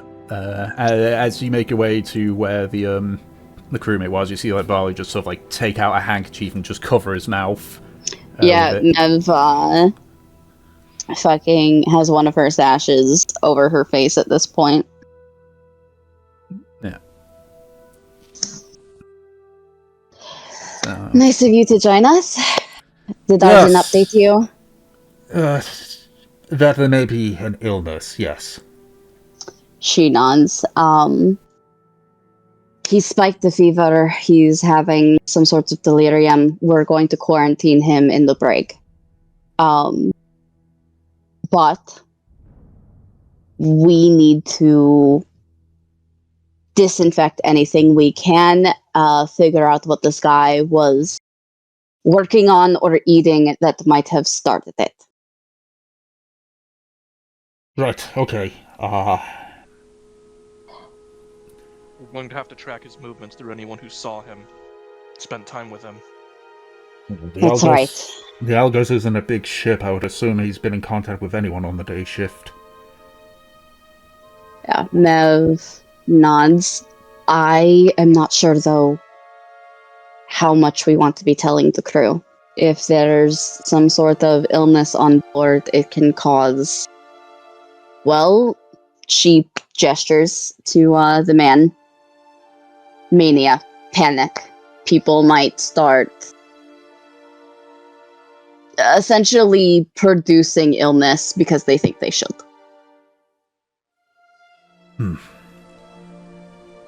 You're right on that one.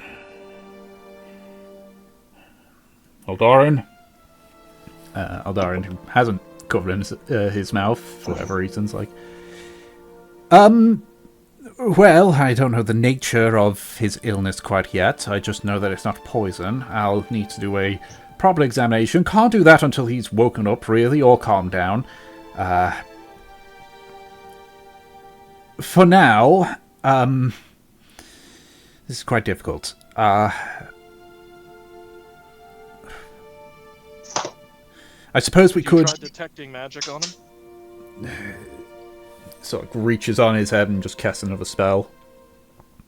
No magical influence. Which means that it is probably biological. Probably a disease, yes. I say that we start questioning people under the guise of him attacking another crew member. Right, Not yes. say that he's sick, but that an incident occurred with them. An argument between two crew members. Yes. Right. I will, I'll let him know. I will... To be on the safe side, we'll keep this area closed, we'll say that there was some damage caused in it and we're trying to get it cleaned up. No, she nods. As far as I'm concerned, this is a need-to-know thing, and she gestures to everyone in the room. No one else knows. Zip. Arjun nods. Of course, I wouldn't want to bring the crew to panic anyway. Right. There is such a thing as doctor-patient confidentiality. Alright. We should get this guy moved, try to be as quiet as possible, and even though it's the brig, I would like for him to be accommodated as best we can. This is not a punishment, this is a quarantine. I'll see what I can do. There's not a lot of space in there, though. Yeah, she nods. She gets up. Aldarian, do you think it's safe to move him?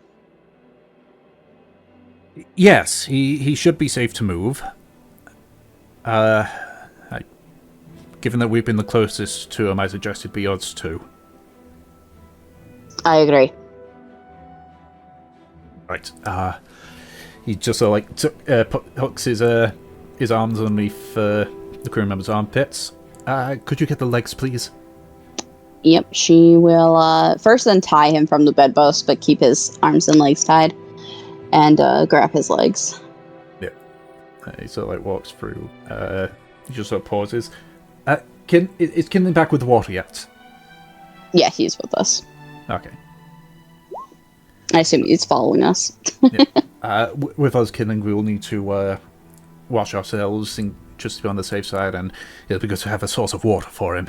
He's going to be incredibly thirsty when he wakes up. Just sort of pulls him up a bit higher. They continue carrying to the brig.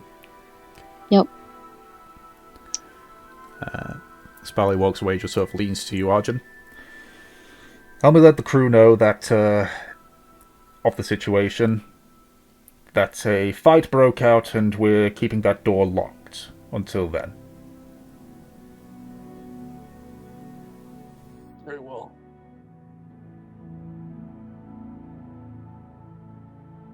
Well, just sort of takes off his handkerchief and puts it in his pocket. You and Aldarian and Kinling sort of scoot the crew member into the brig. Yep.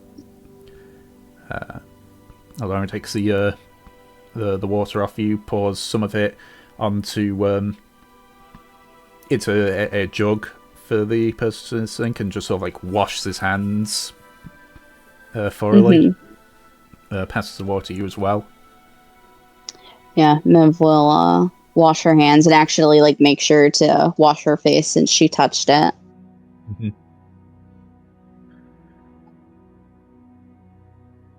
The gentleman that came through with the bruised throat, that was the one he attacked, yeah? Yes. He's going to need to be quarantined as well. We might have to explain it to him then. To be honest, I think he would understand that. At the very least, we can get his side of the story on what exactly happened.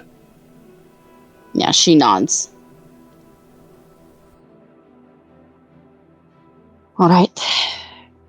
I will, get started on that. Do you want to come with me, or would you prefer to attend to him first? The gentleman that got injured, or...? Would you like to stay with our, patient 0? No. No. I can't do anything for him while he's asleep. I'm hoping maybe he'll have some degree of sanity when he wakes up. She nods. We should keep someone posted here, though. Obviously, because it's a small amount of people, it will have to switch between all of us. I should get Havelock in on this too. She thinks. Kindling, do you mind staying here for the time being, keeping watch? Just if he wakes up, come and tell one of us, kind of thing. Yeah, she nods. She is going to look him up and down. Do you have anything to cover yourself?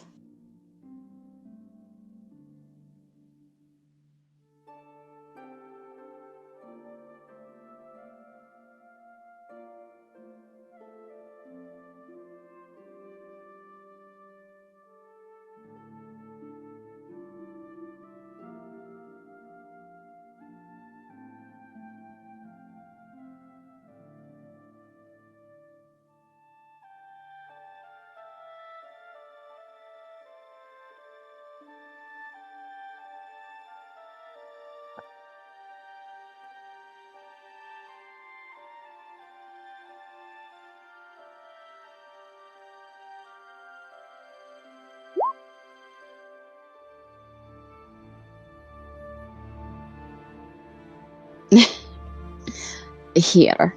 She will take the sash that she was using. Lean down.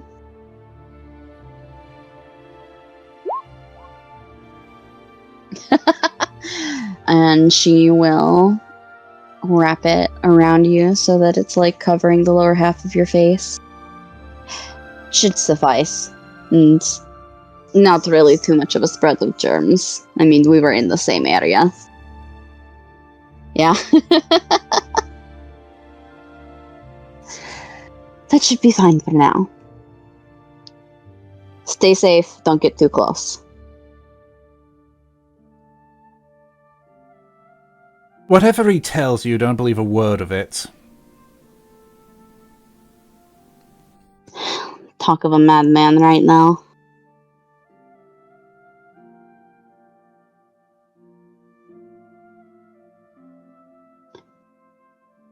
Yeah, she nods, pats Kindling on the cheek. She will go. Let's see. So, if that is the case, because I can see what time it is, let's go ahead and take a small 10-minute break. Okay. And we're back. Woohoo! So, There's disease. yep. Everyone's dying. Man. Can't believe Tom just sent us back in time.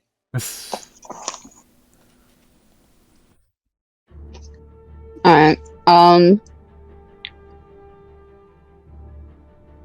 what were Arjun and Bali doing? Spreading the lie that it was a Mhm. fight. Okay. Mm-hmm. And then Kindling is watching the guy, Mev, and I want to say Alduin. That's not right. Aldarian. Aldarian are gonna check on the guy that was fucking choked. First I'm gonna get Hatblock up.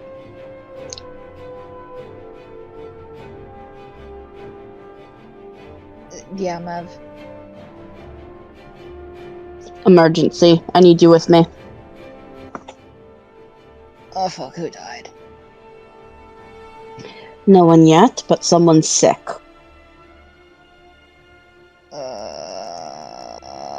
Okay. We're not telling anyone yet, alright? I'll catch you up. Fuck it, let's go. Yeah. So, Havelock will join Mev and Aldarian. She will explain psychically the situation to him, kind of get him up to date. Cliff notes.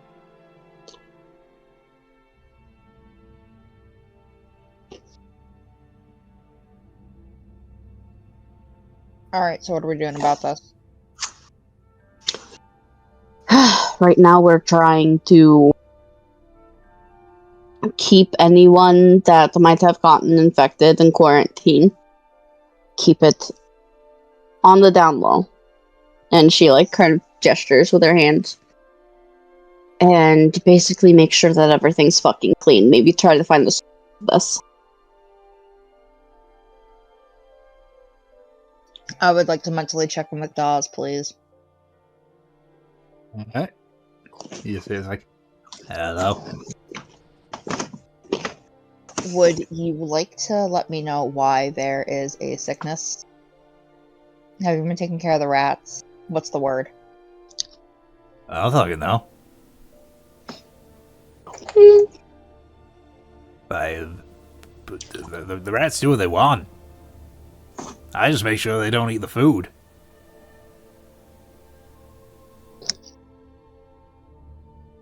Okay. Well, have the rats been around sick person's place? I don't know, I left the room.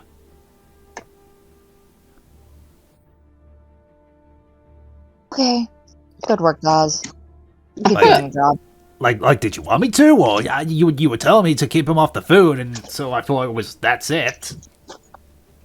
Yep, nope, you are following your exact orders. Feed me updates about the rat. Alright.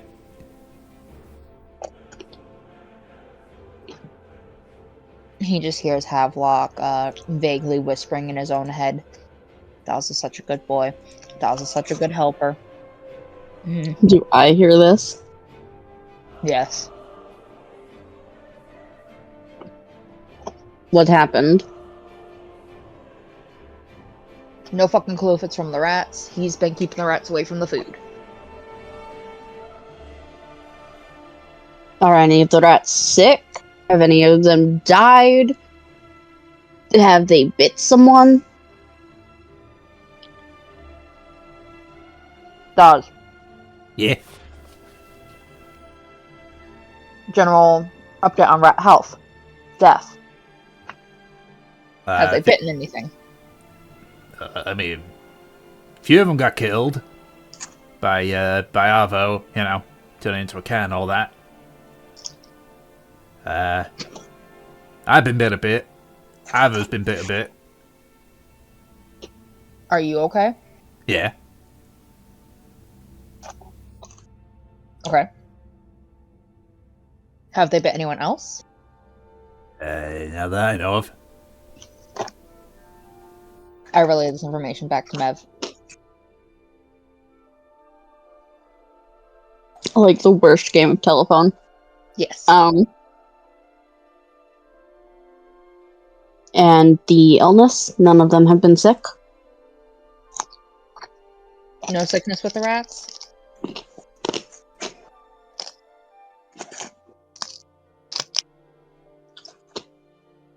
Does. Yeah. No. No, that I've seen. He has seen nothing, Mev. Tell them to watch out for any illness. If any of them are sick, tell Avo. I would like to relay this message to Dawes. Okay. Yeah, sure. I'll go squeak, squeak, squeak, and they'll know exactly what I'm gonna say. Sure. He can speak to animals, does. Learn this. Fucking being all fucking sassy with me. You know, That is your kind of sass is Dawes' making Mev setting. sad.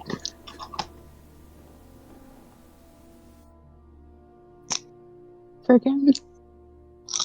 Alright.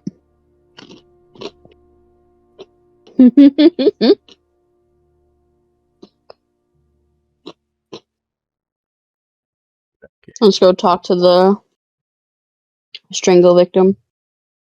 Alrighty. So the three of you head to the medical room. The crew member is just sort of sitting there on the table.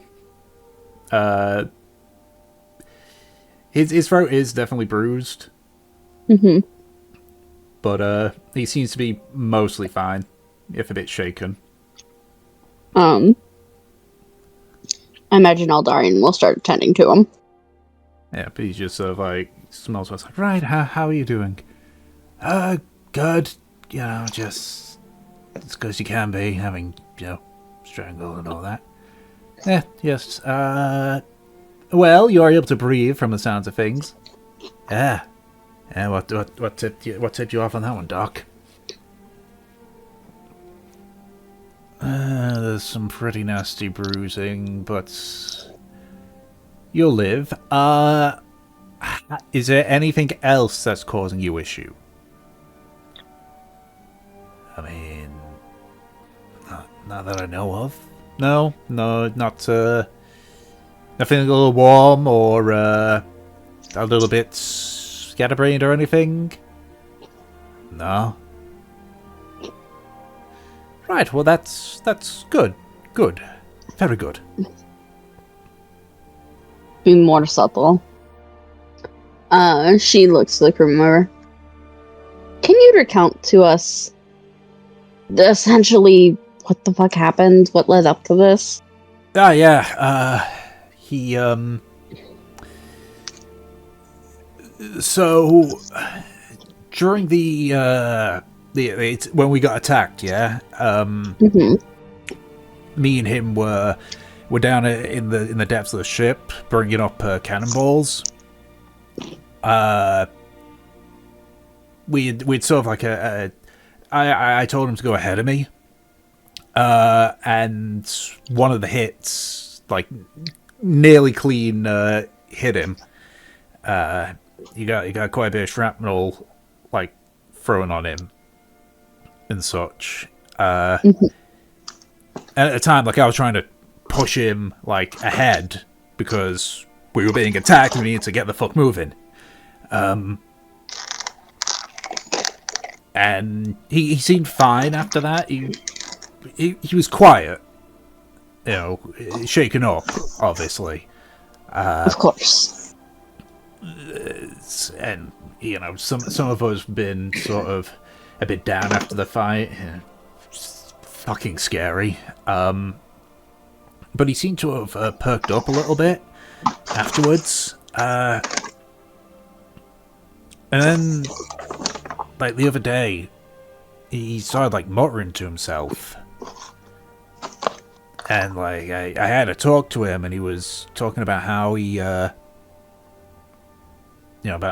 what happened, like, how I nearly got him killed.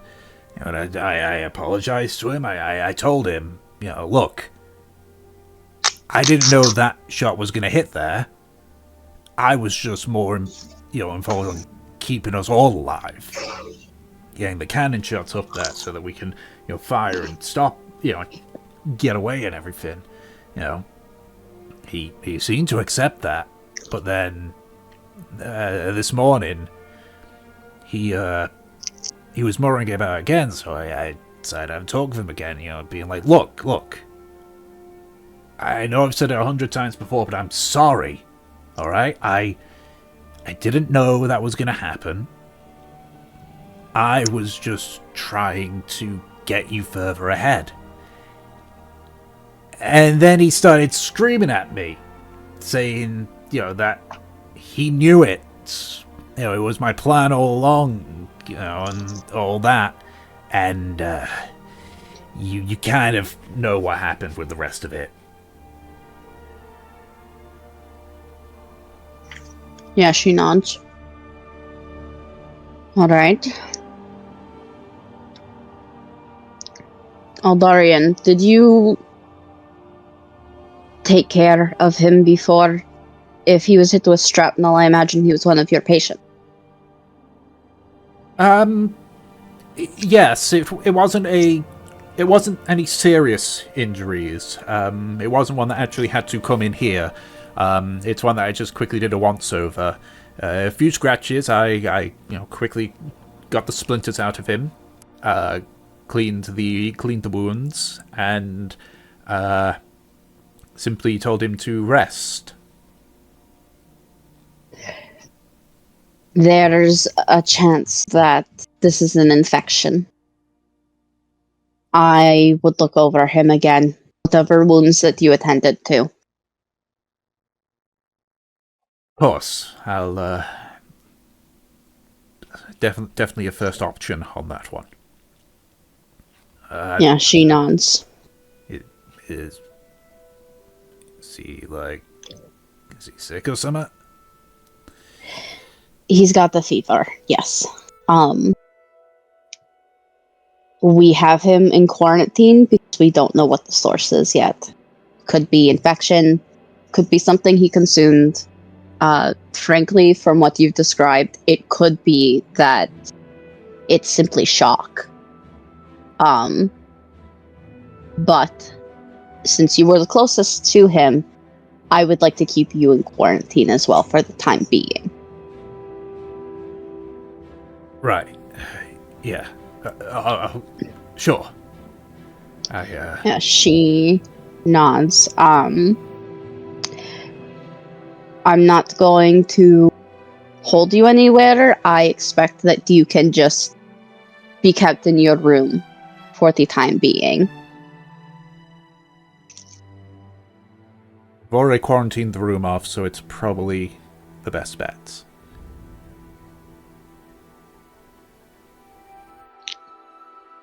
Yeah, she nods. And I would appreciate your discrepancy. We don't want this spreading around the crew until we know what's actually going on. Sure thing, Captain. Yeah, she nods. Is there anything that we can do for you right now? Know that you've undergone a very traumatic event today. And I'm asking a lot of you right now. I know it's just sitting in a room, but frankly, I would go stir crazy. Is there anything you need? Pack of cards, maybe some some dice games, something like that. Book. She nods. We can do that, yeah. Of course.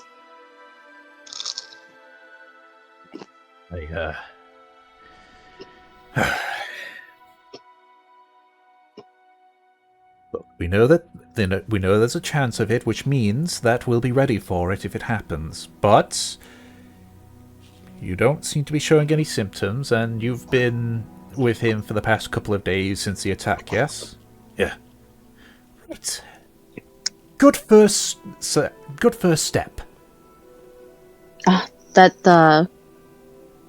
Does that mean that you're familiar with his schedule? Places that he frequents?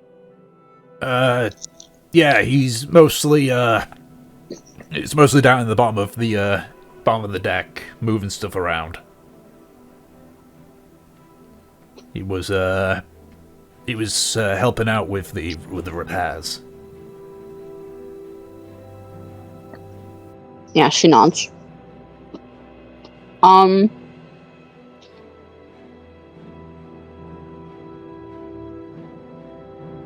Was the ale and stuff that we carried around down in the bottom of the deck? What stuff, sorry? The ale? Yes. Okay. Gonna keep that in mind. What was he doing prior to fixing the ship? Like roll-wise, or... Yes. Bits and bobs, really. Cleaning. He was sometimes working the sails, but he was mostly cleaning and sort of readjusting the supplies after they've been pulled out for use. Moving some and then moving them back. Yeah, she nods. She looks at Havelock. I'd like for you and Kindling, for the time being, to switch off kind of shifts, watching the guy down in the brig. Kindling's with him right now, but I'd like you to relieve him tonight. Of course.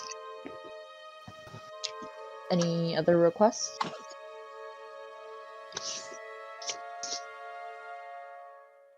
Keep an eye on the guy. If anything happens, tell Aldarian. I keep fucking wanting to say Alduin.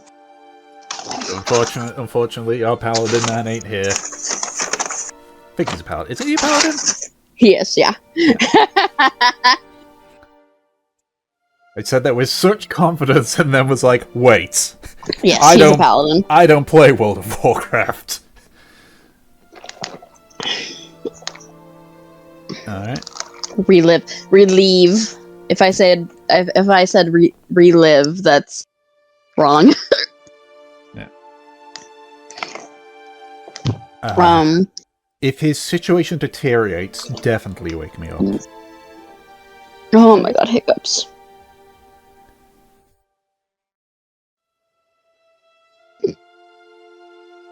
Okay.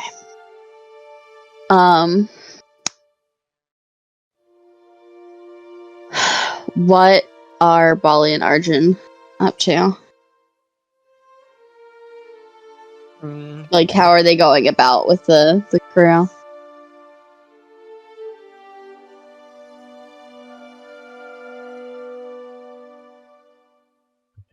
Oh, sorry, go ahead. No, you first. Well, I was gonna say that Arjun is, like, there's only so many ways that he can do this that she wouldn't be doing it, right? So, I think he is actually, examining the places that, like the rest of the ship to see if he can find, like, mold or anything anywhere, and asking if anyone has, like... How do I even explain this? It's not like he's asking if anybody... He's like, oh, you think there's mold anywhere?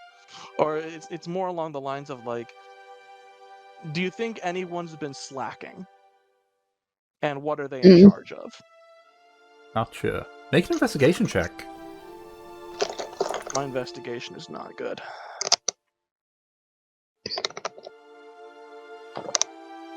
Oh, that's not bad, though. And yet you roll a Thank 17. You, D20. Thank you, D20. Yeah. So, you just sort of check and see if there's anything that's like seeing if anyone's slacking, but also seeing if it's anything like unsanitary or... Basically, yeah. Okay. Alright. So you first ask around the crew, see if there's any signs of anyone slacking.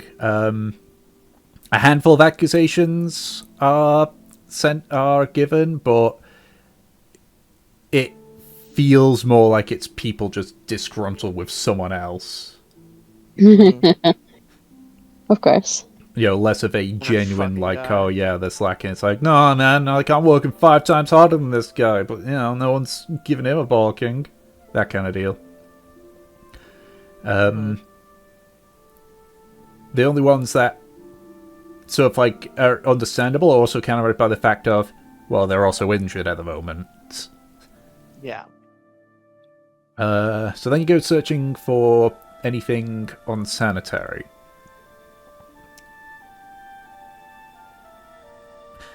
So... Going through all the rafters and the nooks and crannies, looking through, like, anywhere that people might have forgotten to clean or something like that.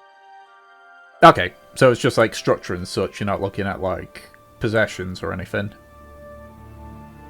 I mean, I don't really have the option to look through people's possessions at this point. Well, like beds and such. If I were to check one, I would check the one that Buddy was sleeping in.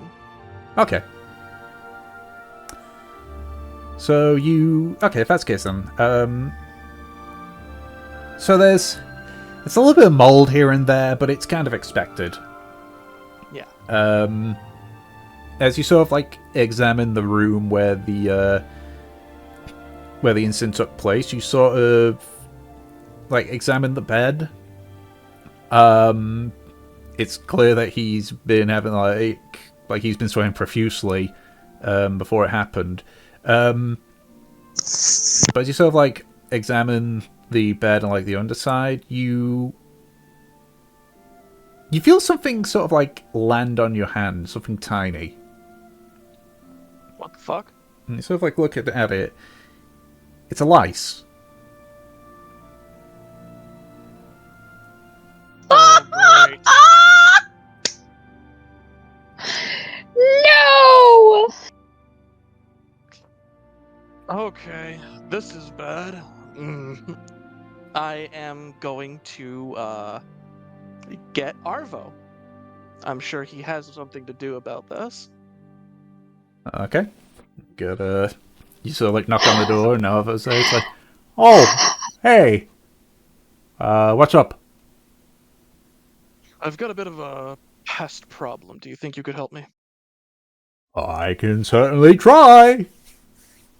I don't know if this is in your wheelhouse necessarily, but I'm hoping that you have something to the effect of, I don't know, some kind of herbal remedy.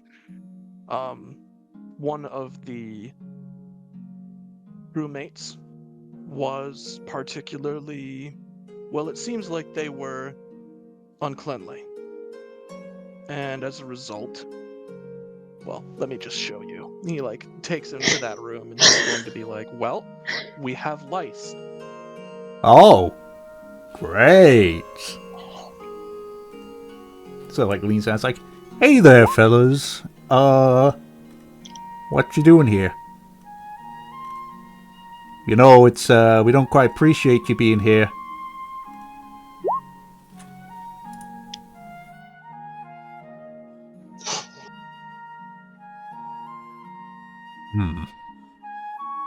So, right, what do you want me to do with these? I guess is the question. Well, I didn't think you were going to talk to them. I thought perhaps you had some kind of insecticide. Oh, I mean, I was just talking to him, just out of, I'd say manners, but I don't actually know if my little furball ability works on insects. Force a habit. He blinks a few times. I see. I mean, even if they could, I can't understand what they say to me. I can just speak with them, and they know what I say. Well, unless you have something to spray this down with, some kind of, I don't know, Venus flytrap broken down into, some kind of bug-killing acid, I'm basically just going to throw this mattress overboard. To be honest with you, probably best. Alright, you take that end. Alright. Now, he just sort of like leans down. Don't know if you can hear me, but we're going for a journey. Don't jump off, please. Alright, and we are going to get rid of it. Okie dokie. You sort of like start carrying it up, and then Arvo's just like, wait, better idea. Help me fold it over. Lengthways. Or widthways, even. No, lengthways, yeah. So sort of like, there we go. he sort of like moves it over to where one of the cannons are. Sort of like elbows open the gun port. Alright, pivot. Alright, okay, and push in 3. 1, 2, 3! Here we go. Yeah, just for shits and giggles, let's make a strength check for both of you. Bro. Oh my god. How efficiently do you throw it through there? Oh. How? Arjun struggles for a second, and then just gets really pissed off, slices it, and then kicks the rest of it out so that it's not actually, like, he basically cuts it into pieces so that he can throw it out one at a time. Oh my god. Because he can't push it out. He's just like, god damn it, fuck, god damn it, fine. And then he slices it up with his sword, and then he throws the rest of it out. Didn't pivot. Arvo just sort of like looks down at the ground and looks very carefully. Let's get through a perception check. Like we got them all, hopefully. Oh god. Chances. We're going to disinfect the shit out of that room. Come on, Arvo. Alrighty. Yeah, we're gonna clean the shit out of that room. We're going to be, if I can get it, like, we're basically going to use, like, fucking, like, lemon juice mixed with, like, soap and fucking, Mhm. like, scrub that whole place down. Um, Everything in there that was fabric is gone as well, not just the mattress. how long I'm does this going take? to also let Mev know when I have the opportunity to I think I know what the problem is. Oh, you want In me? passing. Like, he says that, and he's not even stopping to continue to tell Mev what's going on. He's just handling it. No, if he does that, she immediately like whips around and starts following him. What's happening? He had pests. Lice, more specifically. We need to take his clothes. We need to wash the shit out of him. Ugh. Right. I imagine Havelock is still with her. Yes. Okay. Yeah, she like snaps her fingers at Havelock for a second. Get Aldarian, go to Kindling, strip that fucker down. Wash him so thoroughly. Anyone on the ship that's been in passing with him that is not all that clean, we're going to have to make sure that we scrub them down too. And frankly, I think Kindling should be out of this the most. He's the most susceptible to something jumping onto him. It's some sort of hair bug then? He nods. Fuck. Right. Tell Kindling to get the fuck out then. Just you two tie up your fucking hair. Cover it. I'm on it. While we're here, as Havelock's gonna be leaving, I'd like to hit us with 1 level 2 mosquito bane, please. That's a thing? Yeah. Yes! I specifically yeah. took this after Mev got sick because of a bug in the fucking jungle. Yep. Mev got poisoned. Havelock is That's fucking hysterical. pest control. That must be a fucking kobold press thing.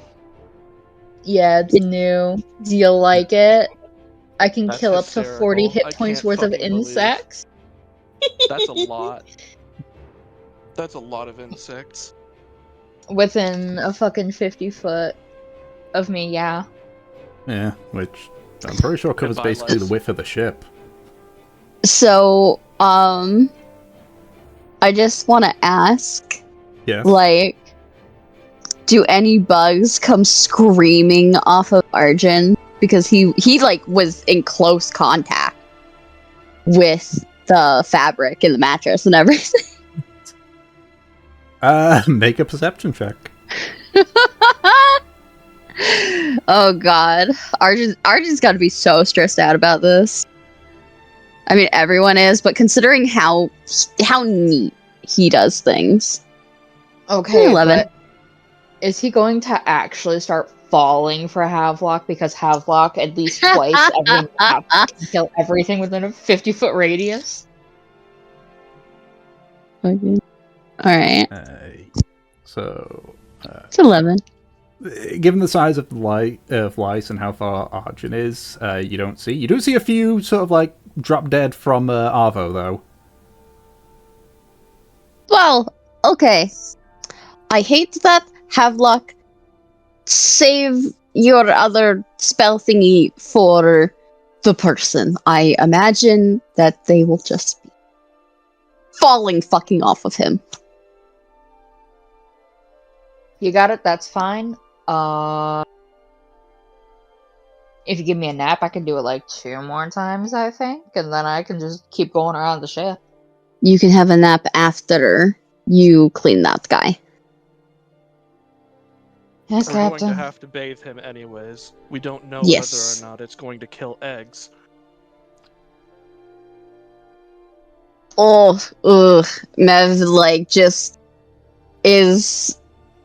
She waves her hands in just kind of a like disgusted motion, and she fucking wraps up her hair. Roll me insight, by the way. Okay. Insight. 13. You see this hair trigger twitch going on under Arjun's eye. Yeah, she will make a note of that. I think once they separate, like Havelock goes off to go tell Eldarian and like get killing out and everything, and she comes to help with the cleaning, she will ask Arjun, like, just quietly, like, are you alright? We're lucky this crazy bastard isn't getting thrown off the ship, because that's disgusting. That's disgusting. You're right, it's absolutely awful. We aren't throwing anyone over. Ugh.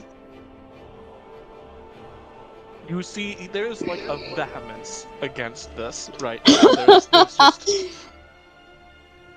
He is containing himself, despite the fact... It looks like you kind of feel like he might actually hurt that man if he had found out about this beforehand. It's gross. Mev and Arjun were like touching that guy before. Ugh. Yeah, she starts helping him, like, basically scrub everything down. She kind of tries to, like, joke about it, like, so are you not the fan of messes or of bugs?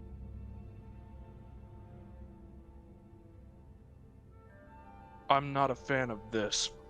I don't imagine anyone would, but you seem, more angry than, disgusted. Maybe both. He thinks about his answer a little bit. Then he looks over and he says,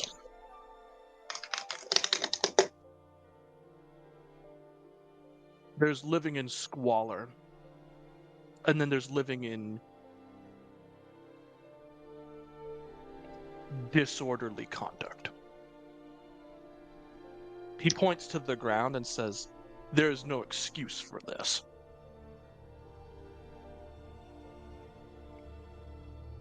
She nods.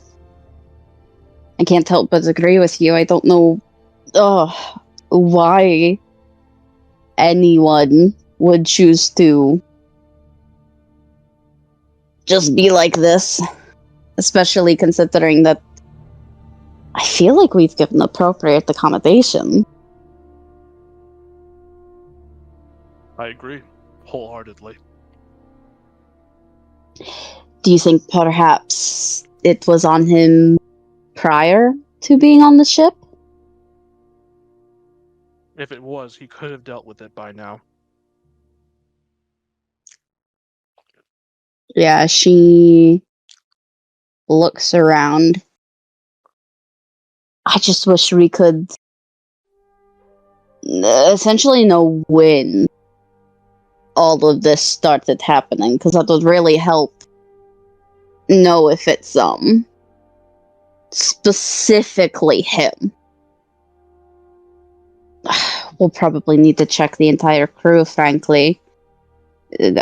Because I don't know how long this has been going on. Anyone could have something on them. Well, if we gather up the entire crew, we can put them all in the same range of that spell that your friend has, Havelock. Right. I think that's probably the best idea. I think I'll also need to have a conversation with the entire crew about cleanliness. Oh.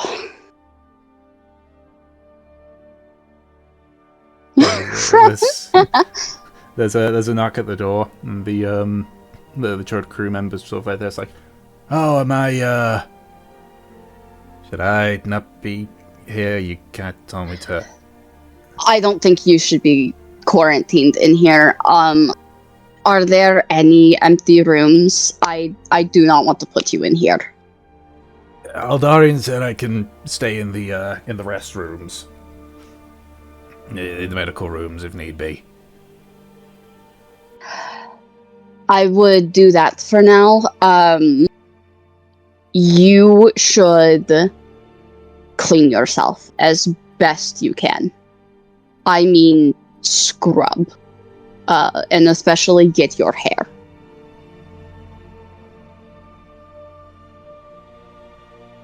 He puts two and two together.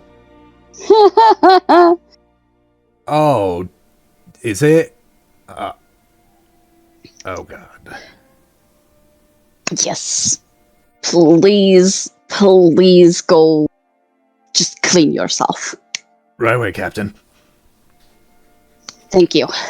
You hear his footsteps rather quickly. Yeah. Like he's not running, but he's definitely power walking.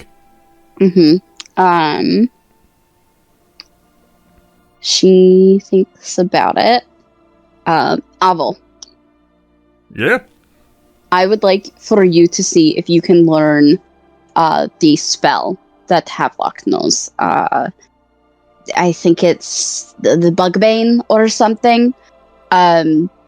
Essentially, he can show you later, and if it's in your wheelhouse, I'd like for you to learn it and just go around the ship, killing any pests you can. Alrighty. Thank you.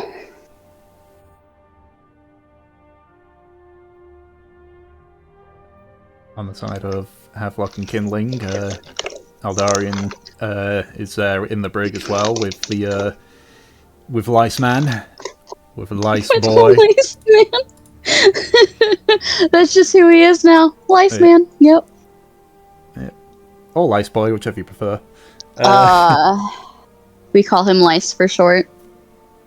Okay, with Lice. That's what you get now for being dirty. So first thing first, Aldarian sort of like is examining the wounds, from before, just to check to make sure there's no infection.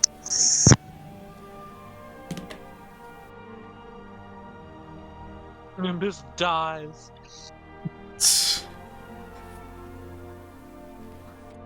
Does he have less than 40 hit points?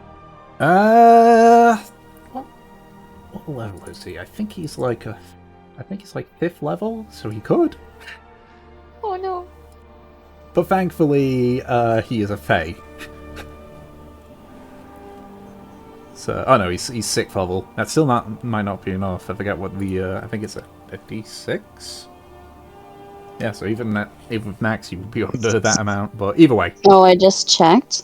Yeah. Not a spell that druids can learn, which is weird. Mosquito Bane should totally be a spell that druids can learn.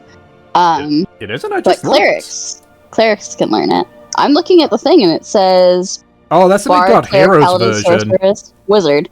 Yeah, the Deep Magic version does. It's one of those occasions, where it's Okay, of course. and considering two of them both say Druid, I must say that Druids can learn it. Yep. Fucking. Alright. So, Darian checks the markings, like... there's a bit of a rash, but no infection. Why is there a rash? Because there's bugs! There's lice! Fucking Havelock, that question's for you. Pardon? Aldarian was examining and he just sort of said it wasn't a question technically directed at you, but he said it aloud. It's like, why is there a rash? Oh, so probably because you're being eaten by bugs. But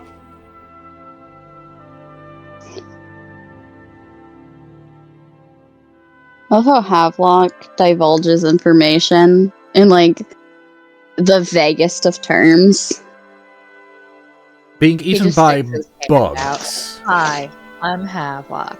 I'm gonna keep you safe. Did you say he's being eaten by bugs? Possibly. Oh my god! He's... Havelock, please. Oh.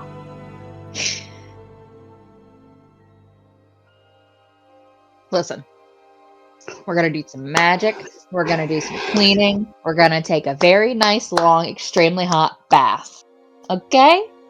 Okay. What magic is that going to involve? Anything that may be classified as an insect is going to perish. So that actually narrows it down.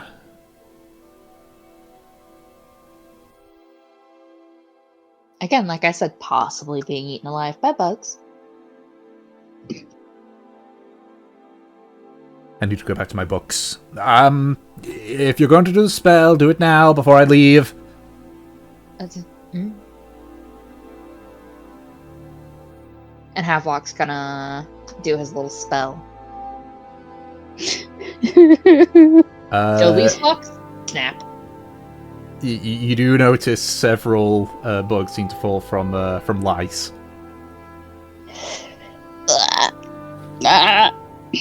Oh, that's his. I need to consult my medical books. Give me a second. He runs off. You're on your own, Havelock. You have to watch this man yourself. Did anything fall off Kindling? Is Kindling still here? If Killen was there, then yeah, a few did. No! Kindling? You're gonna go bath too.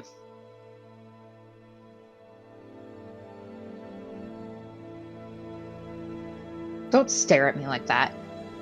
Look at those. Dead bugs. He's gonna grab Kindling by his scruff and like lean him down to look at them. Dead bugs. You're getting a bath.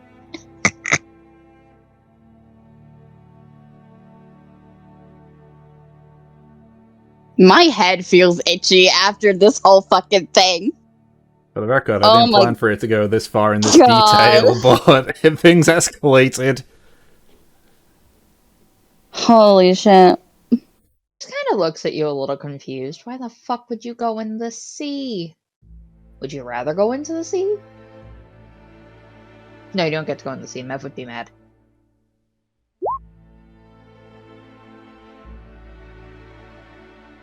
If I can't go in the sea, you can't go in the sea. You'll smell like wet cat. You're going to smell like wet cat anyways, but it'll be a salty wet cat.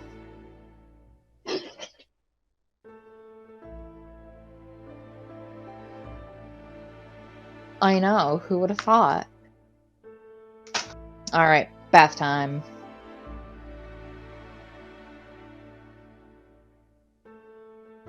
Aldarian very quickly runs past. He sort of like sticks his head in the door where Mev and Arjun is. I think I might have figured it out of what it might be. We figured it out. It's fucking lice. Yes, but I mean what he might have. Right? Okay. What? Well, it's either typhus or malaria. Arjun's face fucking pales. Yeah. Oh, Mev just... She goes to cover her face with her hands. She just stopped. Because she just... There's all this cleaner and the bugs, and she just doesn't know what to do. She just looks at him.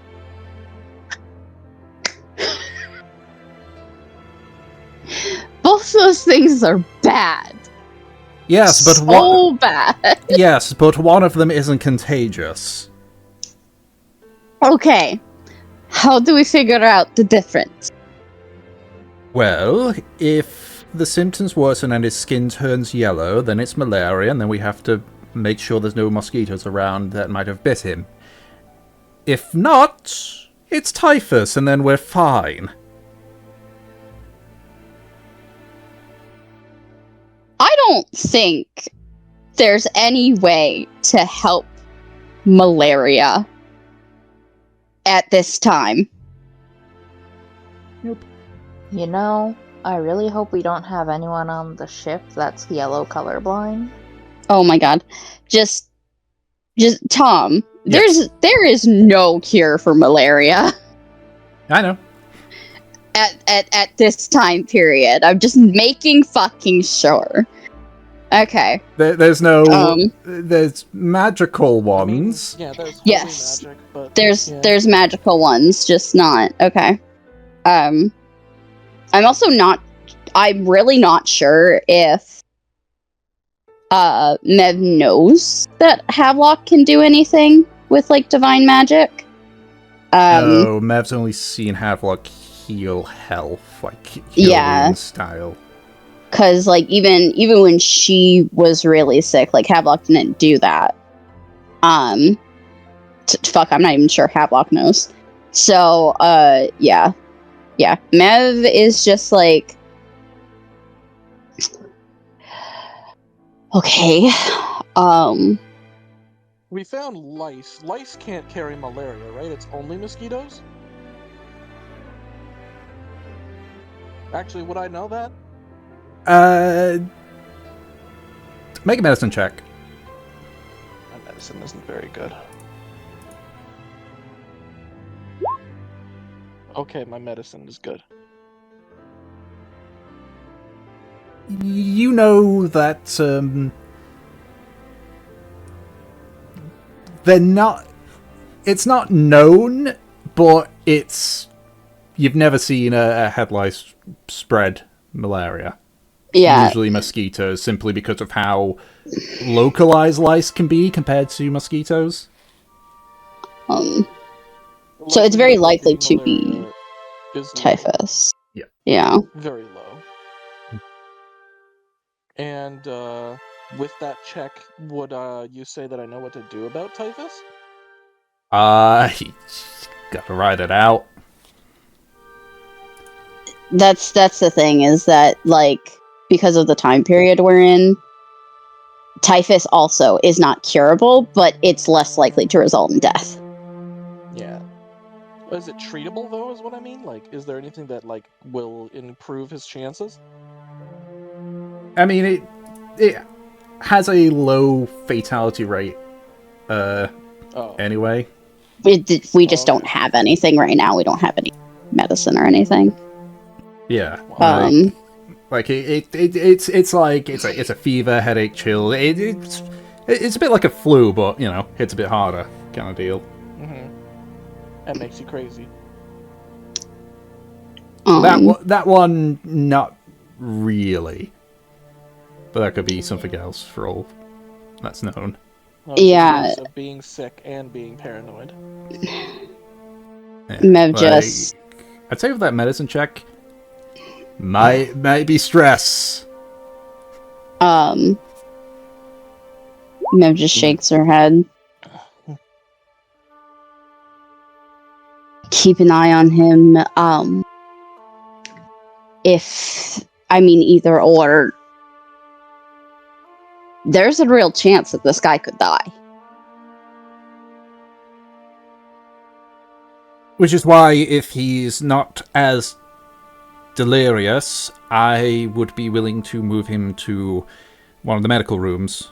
Maybe keep him somewhat restrained, but if he's not, screaming his head off, trying to attack anybody at a moment's notice, that way I can keep an eye on him. If you think that's the best thing to do, you have my approval. Right. I suppose I'll get him... Well... No, first we need to make sure that anything that could spread, like lice, is dealt with first and foremost. You'll be fine there for a bit. We are currently handling it.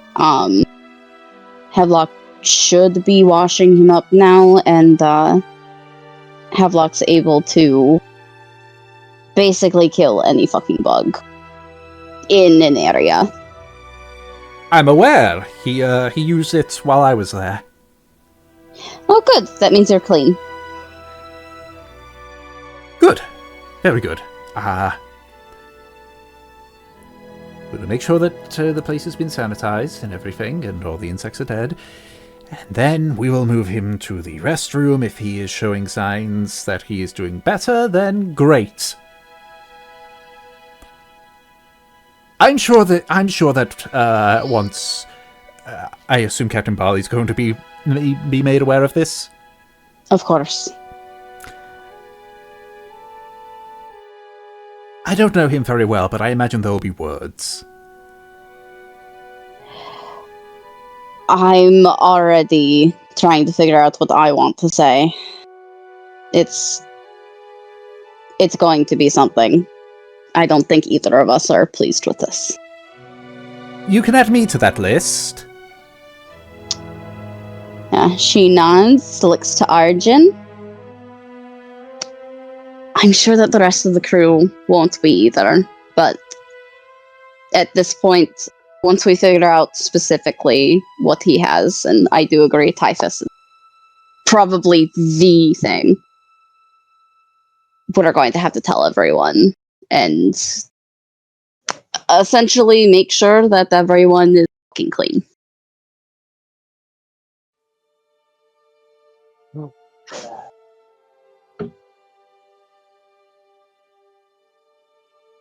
Well, no sense in wasting time. Yep. Do. Alright. Mev will continue to assist Arjun, and when she gets a chance, she will update Bali about that stuff. Yeah, you explain it, and he just sort of like he seems to almost like slump. His eyes just sort of like roll, and he just sort of clenches his fist with his free hand. Great. Fantastic, even. Wonderful, even. I know, it's a fucking shit show. Should we let the crew know, since we're going to have to deal with that? We're going to have to, at this point. I mean, we know the source of it now. It shouldn't be contagious. But we need to make sure that everything's fucking clean and that they know what's going on. If we were to keep them in the dark, they probably won't take the proper precautions. Quite right. You speak. Go. So like looks over to another one of the crew who's sort of dealing with sales. Yeah, boss. Get the crew together now. Yeah. Quickly scurries off. How long is this in between Havelock cleaning lice up and like the meeting? Because we'll need Havelock for this with his magic. It's been about overall about 2 hours since the whole thing started. Okay, so Havelock could have taken a short rest. Yeah. Okay. Yeah. Then Mev will get her handy dandy dog. Handy dandy magic dog. Yep. See, this is the thing. Arjun was complaining about not being able to toast bread with magic, but like, huh? Look at this. No, Havelock can kill lice. Probably. He was probably like he was kind of fucking around when he was talking about the toast thing, but like this has probably improved his respect for magic by leaps and bounds.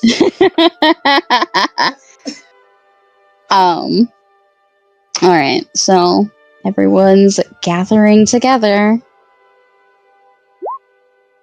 You know, what would happen if Arvo was an insect at the time of this? I feel like he would immediately be, like, drained of his health pool. Yeah, he'd bamf right back to being just Arvo. Yep. Okay. I was gonna say, was he just gonna die? He would if he was an insect, but that's not quite how druid health pools work. Mm-hmm. Mhm. Alright. Someone check on Nimbus! For fuck's sake. Just nothing but fairy dust. Oh, we knew you well. Alright, so the crew sort of gather on the main deck. Bar's just sort of like pacing around. I think Mev is still Bali can pace. There's everyone sort of like Gary's like, right, is everyone here? And there's a murmur among the crew. Good. Well, somebody in our crew has been a fucking idiot.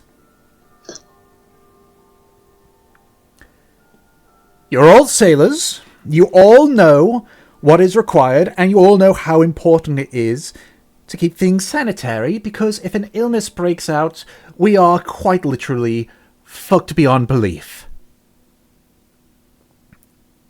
Now, it turns out somebody didn't get the memo.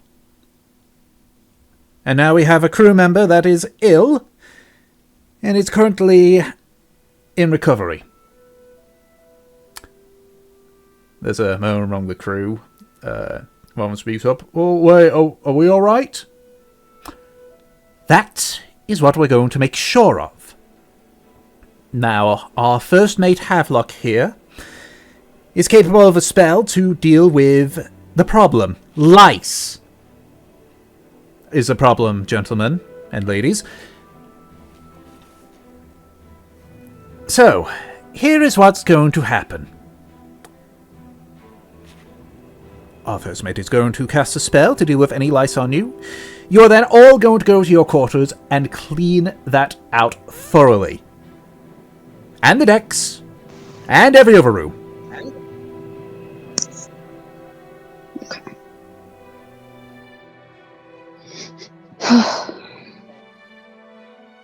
To say I'm beyond pissed off is an understatement. And I know it's not all your faults, but just the fact that we are professionals, and yet we have stooped this low.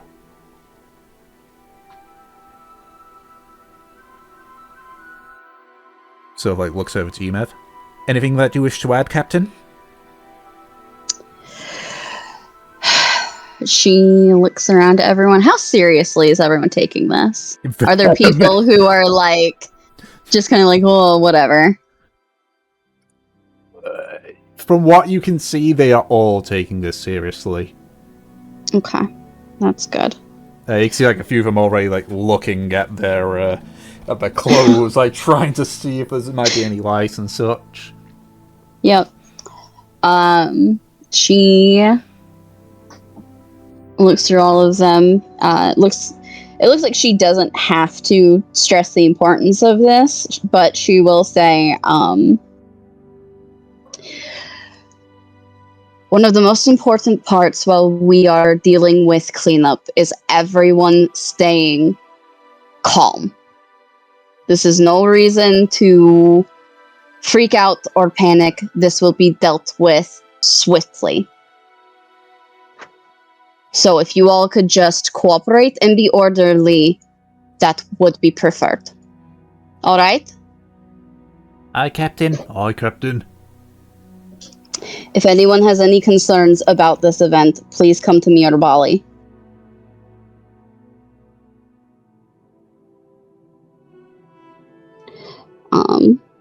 Yeah, she will look to Havelock, and she'll actually look to Arjun. Because I know Havelock's dealing with, like, the magical cleanup. But she'll ask Arjun, Arjun, once everyone is dealt with, would you mind looking over them and their quarters personally? Kind of keeping a close eye on this. I'm more than willing to do that. Thank you. Once you guys are done with Havelock, Arjun will be inspecting your quarters. We aren't trying to invade your space. We're just trying to make sure that everything is clean, alright?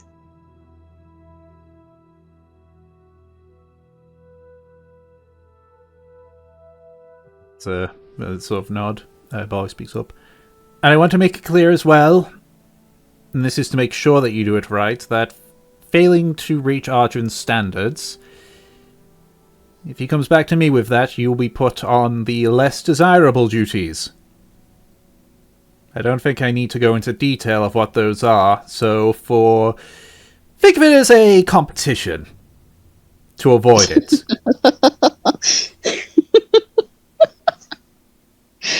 Oh, okay. Sorry. It's funny. I mean, it is kind of funny. It is. you do sort of see like a smile sort of like creep up on his face at that, but he just quickly goes back to Stone Captain. Mm-hmm. Right.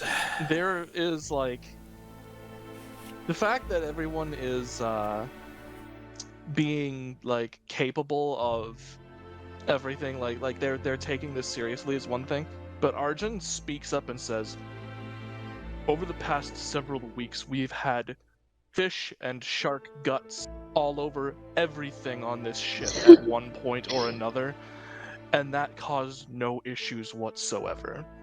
The fact that this guy, he says this guy with like vehemence, There's this asshole.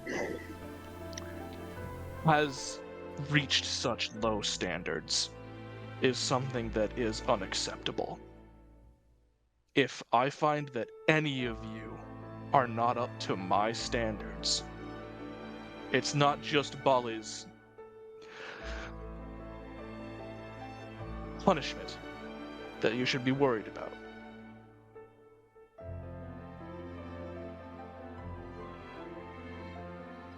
So there's a bit of a murmur. A few people just sort of like nod their head rapidly. Good. Like, we've had the most unsanitary conditions possible, and that was not a problem. We were able to handle that, and like, this is now happening. Like, there's just no excuse. There's no excuse. Yeah. Mev claps her hands, kind of breaks the tension. I'm sure that won't be a problem, considering that you are all willing and extraordinarily competent individuals. Please, go about your business, do what we've asked you, and hopefully we can all put this to rest.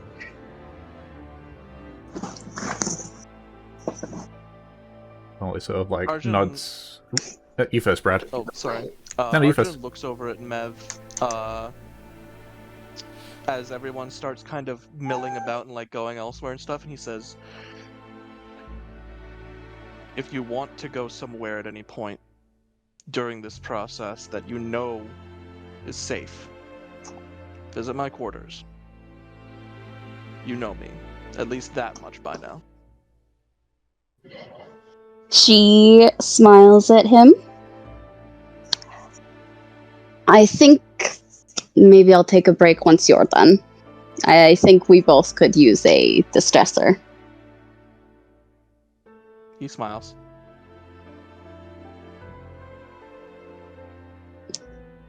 Alright.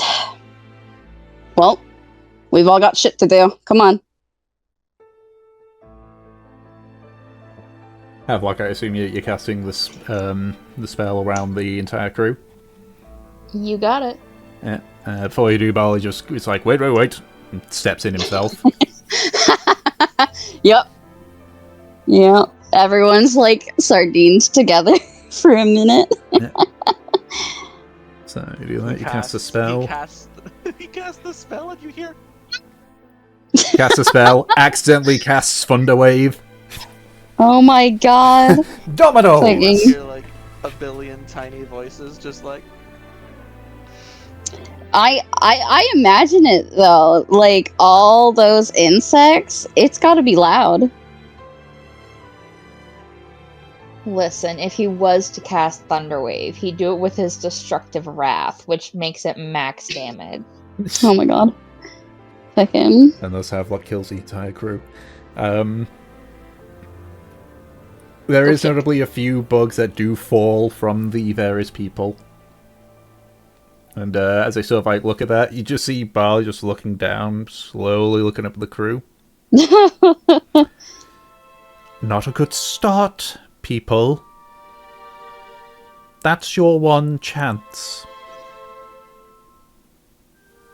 Friggin'. Sort of walks towards his chambers. Yeah. Mev just like shivers. Ugh. Yeah, he just as he passes you, he stops and says, "Go get some rest, Meth." Ugh. Right. I think I'm gonna base first. Absolutely. If anything, I'll probably tell the crew to do that anyway. Not that I don't trust it, but, you know. It's always good to make sure. Including their clothes being washed and everything, I'm sure. In fact, I'm not even sure. I saw it. Havelock did a fantastic job, but for my own peace of mind, and as a way to make them remember the importance of sanitation, he just walks away. Yeah. No nods. Yeah, she is gonna go wash up.